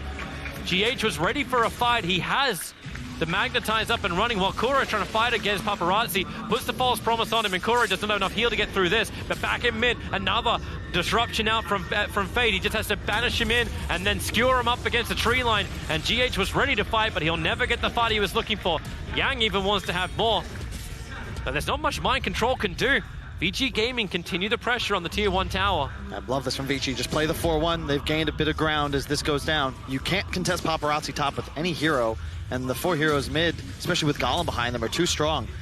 That Astral Steal is huge. They have this great ward that just sees Liquid set up 2 kills already. You know, Liquid's draft can't fight right now. This is not how their lineup is built to function. That's why I'm wondering if that hand of Midas is just a little bit too late from Spectre. If you need her to be able to like Spectral Haunt into the fight, be involved, be an actual hero and not an anti-mage. This isn't like last game where you hit 25. It's like, well, okay, I'm going to just win this entire match. You can see them ping down bottom. Another Tier 1 tower. Kuro, trouble. Yang's just trying to line him up, and Fade will be there to help him if they can just get in range, and that's exactly what happens. Rebuke, push him back, stride over the waveform. Fade actually gets the kill secure with the level 4 Fade Bolt. The trade-off is mind control, taking the Tier 1 tower on bot, as you were saying. Yep, he's got the hood finished as well. We're going for Blink next. That could be a moment. Hi, DY. Quick kick, turn on the Magnetize. Weeha wants to come over for a free kill. He's worried about... So risky. DY actually faked the rock drop at one point, I think. I mean, they know there's 5 heroes in this area. They did not have any vision with the 2 deep wards they have in the Radiant jungle, so you just can't get aggressive there, especially with Golem able to be dropped. It's the blink timing for mind control that's going to change things for Liquid. They want to be able to find pickoffs. Team fights are not their forte just yet. They need more time. And yeah, he went off from the Midas. Yep. Switched over to Yasha, build up for Miracle. Yeah. At least then he could jump into the back lines and hurt some people. Like, you need the diffuser blade to go with that Manta style. Smokes up. It'll be the chaos of the team fight that Liquid will rely on. But VICI Gaming, they are looking to continue their pressure. The Observe Ward knows and shows them which way Weeha ran out. Mind Control's already stolen the double damage rune. They won't find what they're looking for, and their scan goes begging as well. Yule's up on the Lesh now. Very effective against the Oracle. They're trying to ensure that they can kill Kuro at the start of these fights. Yeah, they're going to try and push the bottom lane, and a fresh Kaya over on the OD. Maybe this is one of those points where Liquid has to draw a line. It's you can't fight, Toby. You cannot take an engagement unless VICI run up a high ground. Like, if they want to battle on this active shrine, sure, maybe you take that if you're Liquid, but otherwise, you just plant one hero, like Miracle is right now, on this objective. They have no real initiation on VICI, so as long as he doesn't catch a Yules or a Lift, he should be fine. But VICI, they're wrapping around right on top of this ward that's going to fade in a moment, but provided some lovely vision to help out Team Liquid and ensure Miracle can stay safe. I feel like Miracle, actually, he's playing the role like it's a 3. I'll be in the trees, I'll spam out my Spectral Dagger. If I push the wave back, then we're going to be fine. Nothing's going to stop these tier 1 towers from going down apart from the fort, but you may as well use it. It'll refresh anyway once the tower drops. But Ori's not having mana issues. He's totally fine. Mid lane. Yeah. Nothing going to happen here. Fate does have the range, now he's got Ether Lens. So he's able to steal, dropping back down again. A quick imprisonment from Weeha, trying to waste the time of this ultimate. But the rock, it's going to come down as well. GH knows he needs to help out. A quick kick flies forward, slows up Yang, and with the Stampede, Weeha's got the movement speed. TP's up towards the top lane, as I think we actually have some pressure being applied, but that's why Ori hits the Split Earth and Mind Control. He's already used the Stampede, he's already used his escape mechanism, and with Fade and Ori together, Mind Control pulse down, Retaliate is what's stolen, and Paparazzi hits him with the Adaptive Strike, and goodbye to the Centaur. Yep, VG playing in their draft perfection for now. Getting towers, getting kills, constantly looking to sweep the map. You don't necessarily need to kill Miracle if you can find his friends and force him to farm inefficiently in his own woods, instead of having the luxury of shoving out a wave. So what do? You just send your entire team into his woods. That'll keep him out. And DY does plant the Observed Ward. Wasn't pinged by Miracle. This is nighttime, so we wouldn't have had vision. But it would not surprise you when VG takes such an aggressive posture over mid lane that they've lost control of their own jungle. With no Golem, though, there isn't that hard counter initiation. You see Mind Control's halfway to the blink. If he can find a way to get on top of Ori, get on top of Fade, these heroes just explode. The Haunt, the Earth Spirit follow-up. You know, this Liquid name of the game is not about towers or team fighting, but finding isolated cores. Oh, Yang's going to get his Blink Dagger well before Centaur. Weezer working into that BKB. Yep. And now they're finally, it's like, okay, now we worked out what was happening, but it's the last minute of a ward, which has already served VG very well. Yep. Mind Control's adding that pressure on bottom lane, but again, it's not like Arc Warden. You can't just keep this split push going on bottom lane. In fact, VG do a better split push game. Yep. Paparazzi has the link. It's complete now. Very tough to safe. take down. More importantly, he'll be able to stay on map at almost all times. He's been playing this top area of the map. He's got vision now as well, protecting him. 2 wards. Do you actually like the Lincoln Sphere, considering like Hoostump's able to come out, ES won't care about it? It's a player preference thing. Paparazzi's always loved the Lincolns. Players like Mickey prefer the Mask of Madness, or the Morbid Mask into maybe a Yasha, earlier BKB perhaps, but we'll see. I think it works here because you're ahead. You want to ensure you're accelerating, and the later you can buy BKB, the better in this game specifically, because there really isn't much Liquid have to deal with you once you acquire it. The stats and regeneration also look like a nice choice as well, but Mind Control, careful how long as he wants to stick around here. GH thinks about helping out, but if he does, he'll reveal his position. Here comes the Stampede. The stone kicks forward, but look at Paparazzi. He wants to keep the chase going. Doesn't have the high maneuverability, and already Liquid are backed off, but VG smoke up. Yep. No Stampede, which means there's no escape mechanism for Liquid. They're reading Liquid. You know that if they pressure him bottom, they'll look to mirror map, go top. Great scan. Sees Mind Control. The jump in. Yang, he'll actually not hit on his target, but Kuro knows he needs to back up. He wants to stay in range for the false promise to keep him alive, but it won't happen. Begins to TP. Is there a stun? Is there a control? There's a Yule Scepter able to reach him. And Kuro will get nuked down by Ori. That's great. So they were looking to go top, but then catch him on the scan. Recognize they're still down there. Liquid trying to like outsmart, Miracle, let him take top. They want to keep trying to play 3 lanes, but VICI are punishing, finding the kills, growing this gold lead steadily. And the problem with the Spectre is that, same with OD, you don't have those built-in farming mechanics. You can't just turn mana into CS. Obviously, spamming daggers are right, but it's not nearly the same pace as a Morph, as a Lesh. Even the Rubik can push out lanes faster. Fade and Yang are coming in so deep. They do have the Observe board up and running. So see Paparazzi walking onto the Opt and Sentry. What gets planted in return? All right, they don't plant anything down. But definitely wants to fight. He's just looking at Paparazzi. His early nuke won't be anywhere near enough. Like they can't burn off all of his mana yet. And goodbye to GH. Caught out inside the tree lines. Looks like they actually dropped the rock for the kill on him too. And you can't initiate on the Morph. That's the Lincolns, right? You can't get Astraled. And if you think about it, the Astral into GH roll through is really what threatens the Morph. So if you prevent that, where is the actual catch going to come from on Liquid? It's all on the hoof stop into GH, and there's still no blink on MC. He'll have it in a sec though. They can collect enough of these bounty runes. Yeah. They have Vision of Miracle though.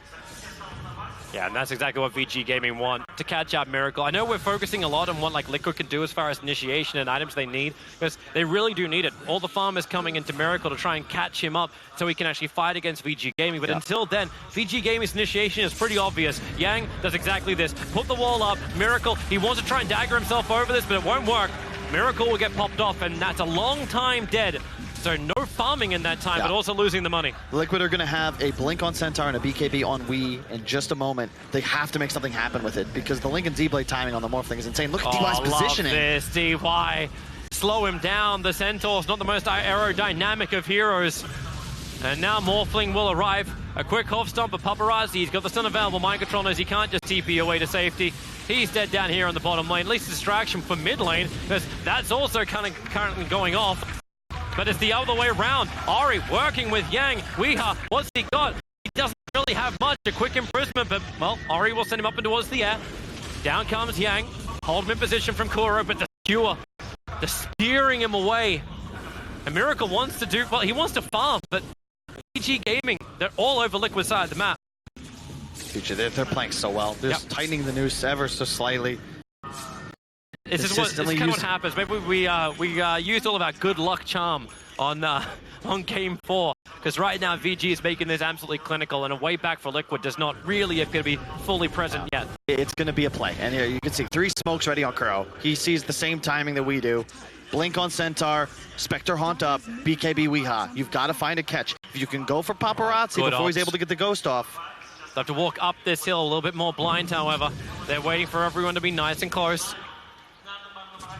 They see the creeps, ward. One of them dead, farming on the side. Mind Control. It's a little bit too far away to go for the blind one, and yeah, okay. You can feel it, Paparazzi, the spidey senses. I think... Actually, Spectre a little bit more isolated underneath the tier 2. All right. Yeah. And you can play so fast around the map now because Ori has those early bots. It's a greedy build, but you combine that with the Morphling, both of these cores can eat through creeps. Farm jungle. BT's coming in. That's coming from the try. Kill the creep! Kill it. Oh, he didn't kill the creep! Now Weeha with his BKB wants to keep the fight going. He's stolen some decent intel. The damage is not enough. Yang on almost no life gets out, but then the Spectral Haunt, they're looking for their own target with the rocks in the back lines. Miracle, he's being controlled on the front. Team Liquid, they're just separated in 2 different parts at the moment, but where's your fight going to come in? Your Haunt back, but Mind Control, Miracle, he got false promised up, giving him the life to escape with GH, but Ori is hunting him down. New GH, oh, he can't even roll him Boulder away. Kuro will finally be brought down. The Rebuke kill. The 2 supports of Liquid. That was meant to be Liquid's timing to find a fight. And if they lose their biggest core as well, it's beyond a disaster. Miracle back to the tier 2 tower, but VG doesn't care about that. They care about the movement, speed, and vision. And well, they've got it. Blink forward, hits the target, against the wall. Miracle goes up, and the waveform down, but Ori has the lightning.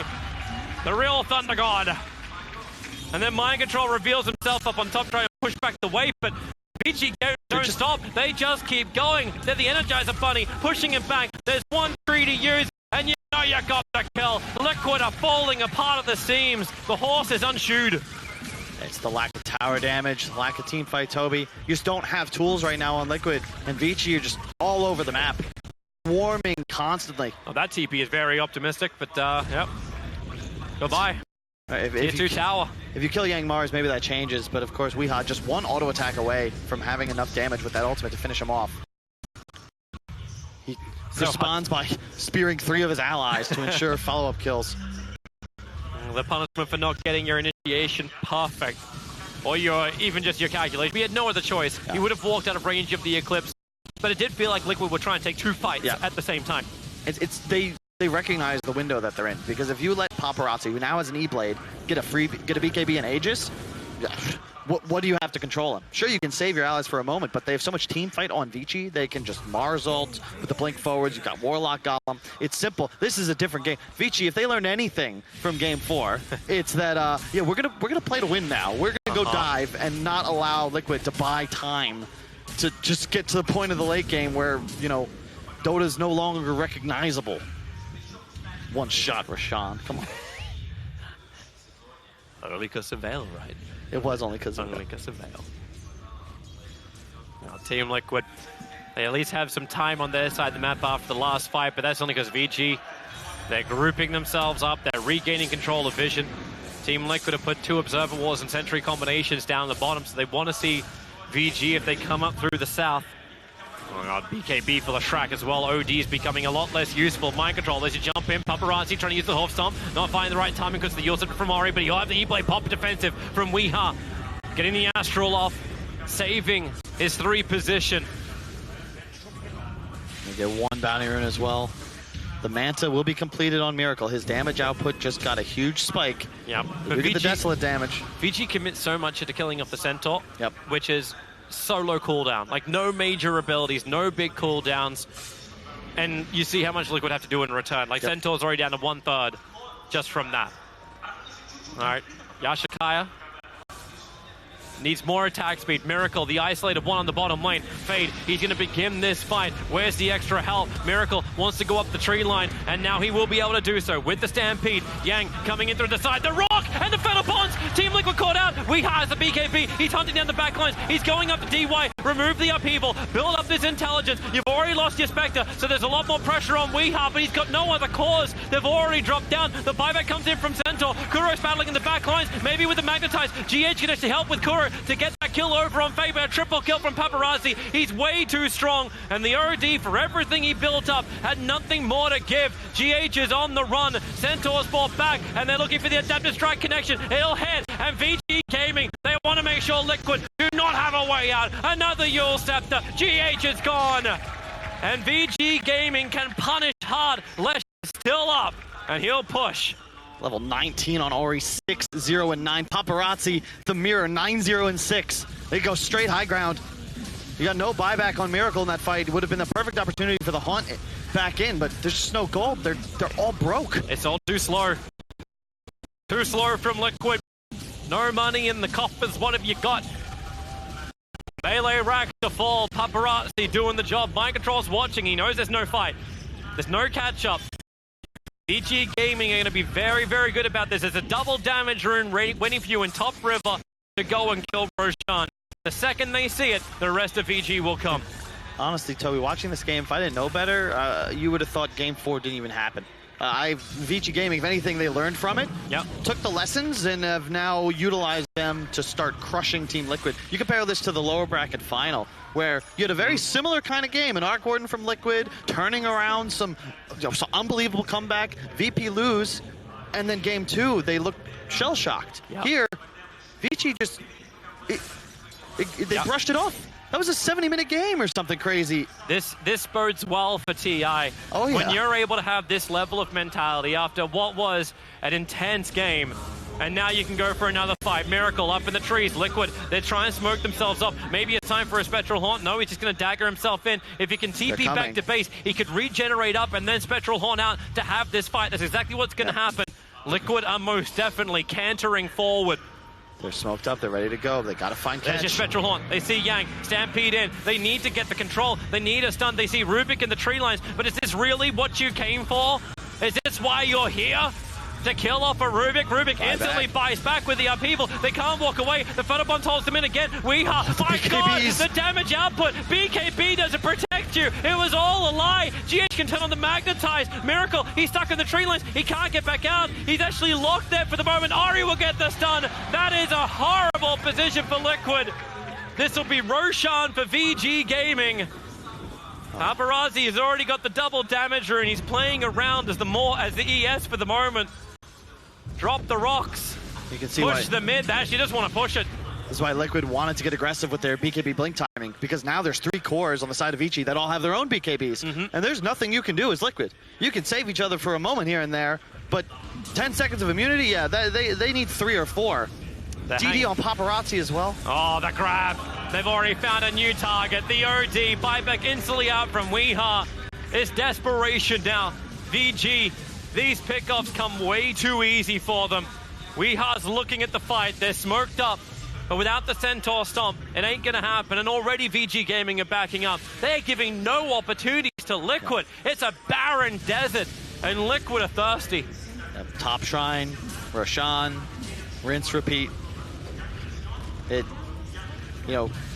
VG. They played a bit too slow last game, but there's no Ice Frog I win button for Team Liquid coming up anytime soon. Weeha says he knows what's to come. I think we all know what's to come. Right now, it's a VG win unless Liquid can pull out something absolutely magical. 5-man smoke up. This is the last roll of the dice. VG know it. They smoke up. We turn around. Everyone has a bad habit. The rock will drop and the Battleball's already connects. Oracle instantly deleted. GH maybe in the back lines. He can cause some problems with the help of Miracle, but they still can't even kill a Rubik. That's who they were trying to start on. And now DY, they're all just stolen Stampede running around. Paparazzi jumps forward. Weeha double-edged up the false promise from Kuro, trying to keep him alive. He's in the trees. He's still holding the Eclipse. They need so much intelligence to make this work, but now Ari will just BKB, looking to kill him off with a follow-up stun. My God, Miracle. At least he can survive through all of this. Now the Eclipse will hit the deck, but Ari kills Weeha. Dead for a minute and a half. DY TP, they're all going down because they want to kill Miracle. He is target number 1. Liquid's most wanted. The catapult reveals him. He's daggering over the tower. The chase is on. The Hob stomps forward. Miracle, he's looking at Juke. Is there a stun? No, the TP to the shrine, but Miracle TP's home.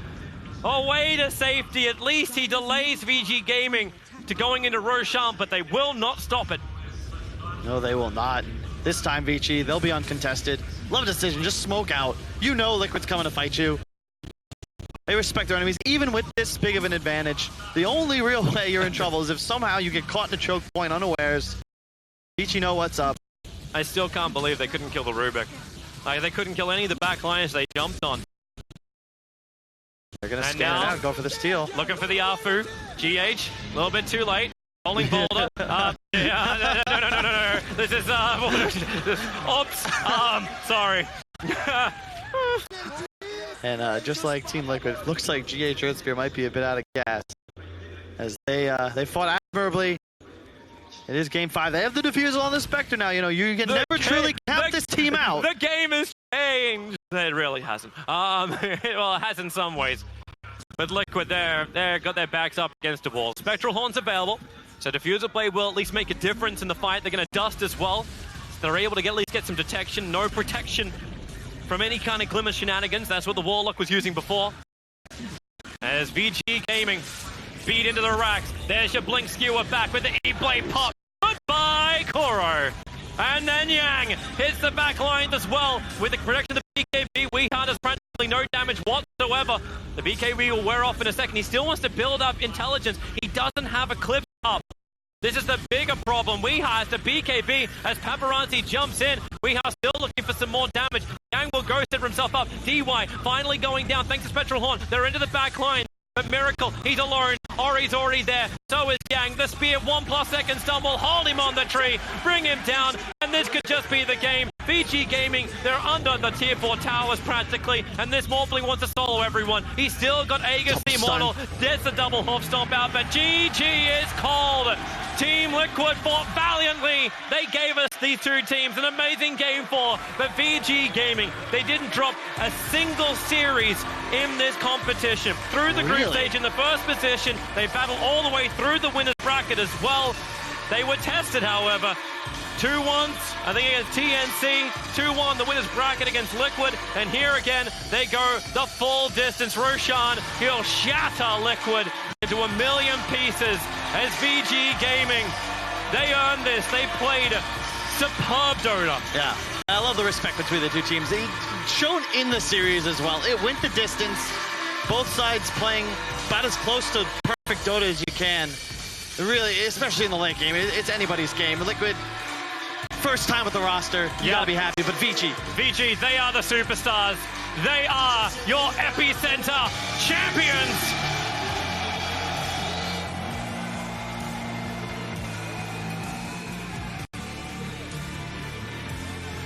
The last couple tournaments, RTK kept getting out there first. You see how fast they picked it up this time? Yeah.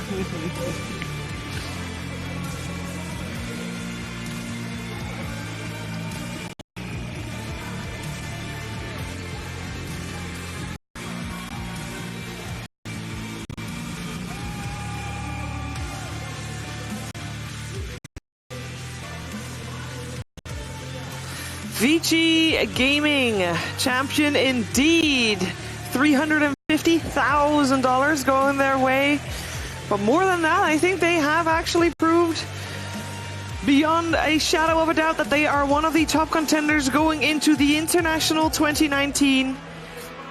And that is, of course, where their eyes are already set.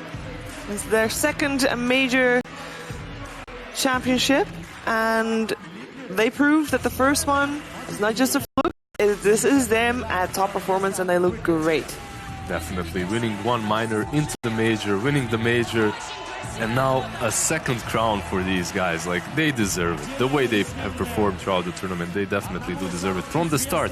They, you know what? Like, we were talking about teams, how they like build up slowly through the tournaments. These boys, they've just done it since the start. They've performed on top level. And here we go, the general.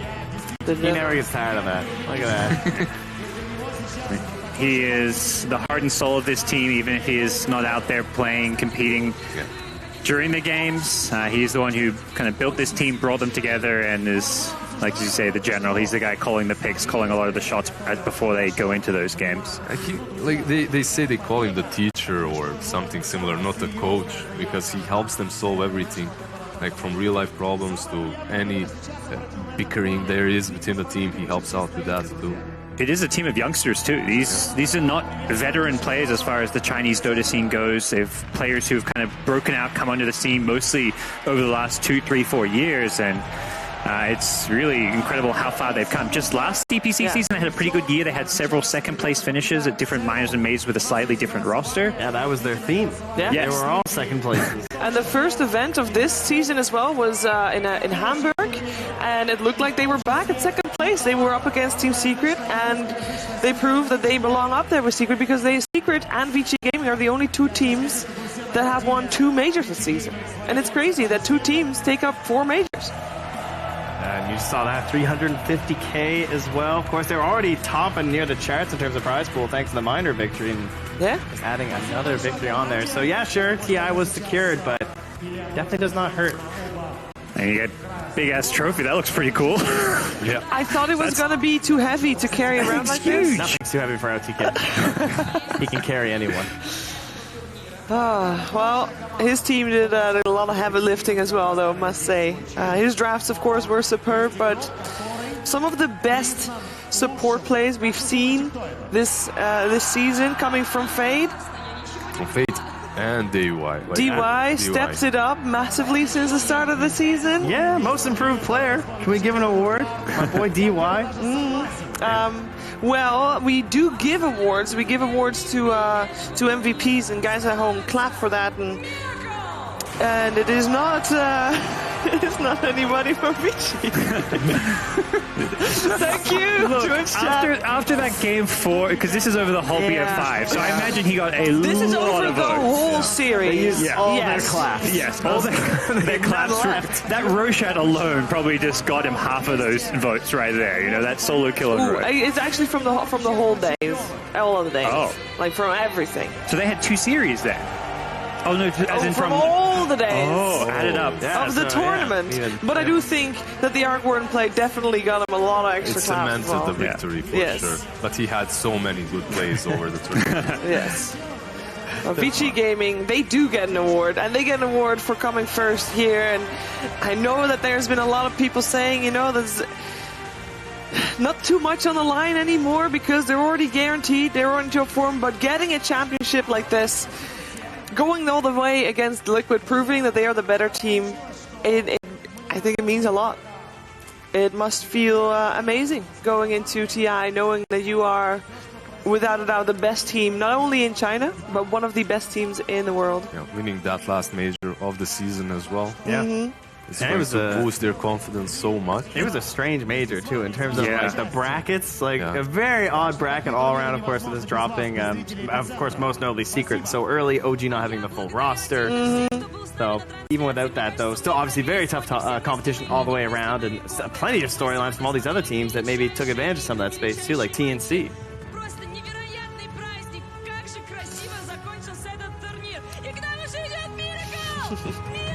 I guess Miracle is coming, yeah. Getting that MVP award. Miracle's getting his MVP award. Good sport. I mean, great sport. I must say, they seemed like, even though, once they realized they were losing, they seemed like they were still having a lot of fun. Is this Femi 2.0? Yeah. Take the trophy away. Trophy, actually, VG. You just get the check. Look at that. Well, that's pretty. But he does not get a car. Okay. I thought we learned our lesson. Come on, community. It's hard because you don't know who's going to win till the last game. Most of these votes happen. This could be Arteezy for all we know, with the claps and everything. Yeah. That is true. It could be solo, It was amazing. Thank you very much. Something in Russian. Давай.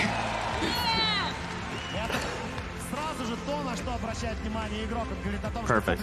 That's crowd is easily pleased there. The VI indeed. For Liquid, I must say, we closed that chapter, sure, but they came second. This was a fresh roster. I don't think any Liquid fans should be worried about them being in top form and looking good going into the International 2019. Yeah, I didn't know if they were going to get top 4, top 8. I think somewhere around that top 8 was even just sort of questionable coming in. Again, you have no idea what's going to happen with such a change. And even when they initially started doing well, it's like, okay, well, teams are now start figuring them out. But no, even going into this last day, they took down VP, and they showed, we have a varied enough strategy and pool of heroes that we can still take down VP. Yeah, we have fit right in. Like he played with those guys before, like they were in some teams long time ago. They were even playing Dota 1 together, and it really does show. You don't have to practice way too much to just fit right into Liquid. True. All right, guys. Final major of DPC Season 2 ended. Well, is about to end. Any highlights you wanna look back on? You wanna remind people of? Any highlights of this tournament, or perhaps a tournament of the season? This tournament had so many. Like we had the 7 golems. Yeah, one the 7 game golems. that was just crazy. Now we had in one game so many highlights. We had the Roshan dying in 1 second to Spirits. Yeah. We had the clone winning the game for Liquid. What else happened in that game? There had to be more. It was a lot of farming. Also Warlock getting an ultra kill. Yeah, true. Almost the rampage. Yeah. We were very close. We had Alliance qualifying for TI. Like that game too there. That to me is still, the biggest moment of this tournament. Not taking anything away from VICI Gaming, who are amazing champions, but Alliance, that is, the whole year is about that, the international. Yeah, and as we said, TNC too, right? Same thing. Like that's a team that came in here with a chance to prove that they belong in that top 12, just fully guarantee it. And they managed to do it too. A team that, of course, just talking about ROTK in general, a team that has found their way. Now they seem to have the right guidance. And of course, always had the skill and the players, and they've refined themselves the same way too. So just a ton of exciting storylines from this major alone. Yeah, we had OG locking in their TI slot as well by playing with Sarkska. Sarkska. How is that not the best story? I mean, he has one of the better smiles and infectious smiles after the end of a win. Would love to see him play more. He's going to coach again, but... he proved that Boars did not defeat him. Yeah. And also... a good story is the one of Fade, the top support player of this tournament. If I was to give an MVP vote, it would be to him. And he is with Renessa right now. Not right now, but he will be very soon. I'll second that. The panel MVP can go to Fade. Yes. We can consent? Agreed, yeah. Okay. Definitely. Do we clap? I think we have to clap, because that's how they nominated Miracle. It's official. So it makes sense that we have to give some over to We Fade. don't have a cup to give, but, maybe a bottle. We have a lot of those. Lots of water all Lots around. of water. Everywhere. Stay hydrated, guys, especially during a best of 5 like that. Whew. It was quite the run. Before we are going to hear from Fade, we need to wait a little bit, but it gives us time a little bit to reminisce. I think VICI Gaming... Few. I was worried that it was going to come too soon. No, I kind of get over. They didn't drop a single series, and they were relaxing. How did they do that? Hoping for getting 3rd or 4th place, Yeah, according to 3rd or 4th. RTK. Yeah. Easy. Oh yeah, but you get on that stage. Come on, I don't think these guys are the kind to relax and just chill out. No, upper bracket all the way. And you walk away with some great memories of this tournament. This is not, some small tournament in your backyard. This is one of the biggest international events ever. Epicenter has always put on an amazing show. It's such a great stage, great crowd. And best of all, you get to go home for TI. You do. They've never had a year like that. Yes. That's pretty damn nice, isn't it? They can drive to TI. I wouldn't want to drive to TI.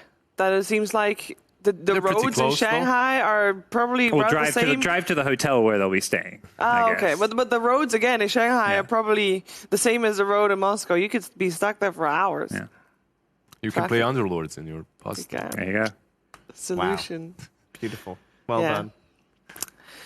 How do we think that it's going to go for TI then? Or rather for the qualifiers, because that's going to be next. Oh yeah, here we go. You wanna just quickly touch on that topic? I mean, who is even the favorite to win TI? Because the 2 best teams in the DPC, Secret and VP, are the teams that always fall short. Yeah, and fell out. I mean, Secret fell here, obviously. But no, we don't want to take too much stock out of that, of course. Being the last major, and again, teams not necessarily at top form. But no, is it going to be another open qualifier team like last year? Yes. OG, they did the long haul. What is the easiest region? That is the great debate. EU is it, right I'm not sure if it's a debate. Is it EU? No, South America I don't think still. For qualifiers, yeah. I mean, South America doesn't even have Infamous playing there now, but that's true. It's going to be some crazy qualifiers. Because I think EU not having any of these teams means it's wide open for anyone to win. Pressure on TFT, I feel like. That's a team that's been like there the whole time. I always see them talking a lot, They're our region's so hard. Yeah. There's so many top teams. Well, now is your chance to prove it. Prove it. And you know what? People get to prove it super soon already because the qualifiers, the open qualifiers start in just a couple of days. So that's what we have to look forward to. We know the top 12. 6 more teams are going to join them. Am I saying that right? Yes? Yep. Totally. And unfortunately, Fade is too busy celebrating with his team. He won't join us. Yeah. Yes. Understandable, definitely. We're also getting intel. There's a new patch. There is a new patch. All right, guys. It has been an amazing time. Thank you so much for joining us for this awesome final major of the season. It has been an absolute blast for both me, for my colleagues, for people behind the camera, for people in production, in the crowd, everywhere. Thank you for joining us. Thank you, viewers, for joining us. But it has been a good run, and it is time to read some patch notes. So make sure you turn off the stream and read some patch note, and we'll see you for the TI qualifiers. Thank you. Good night.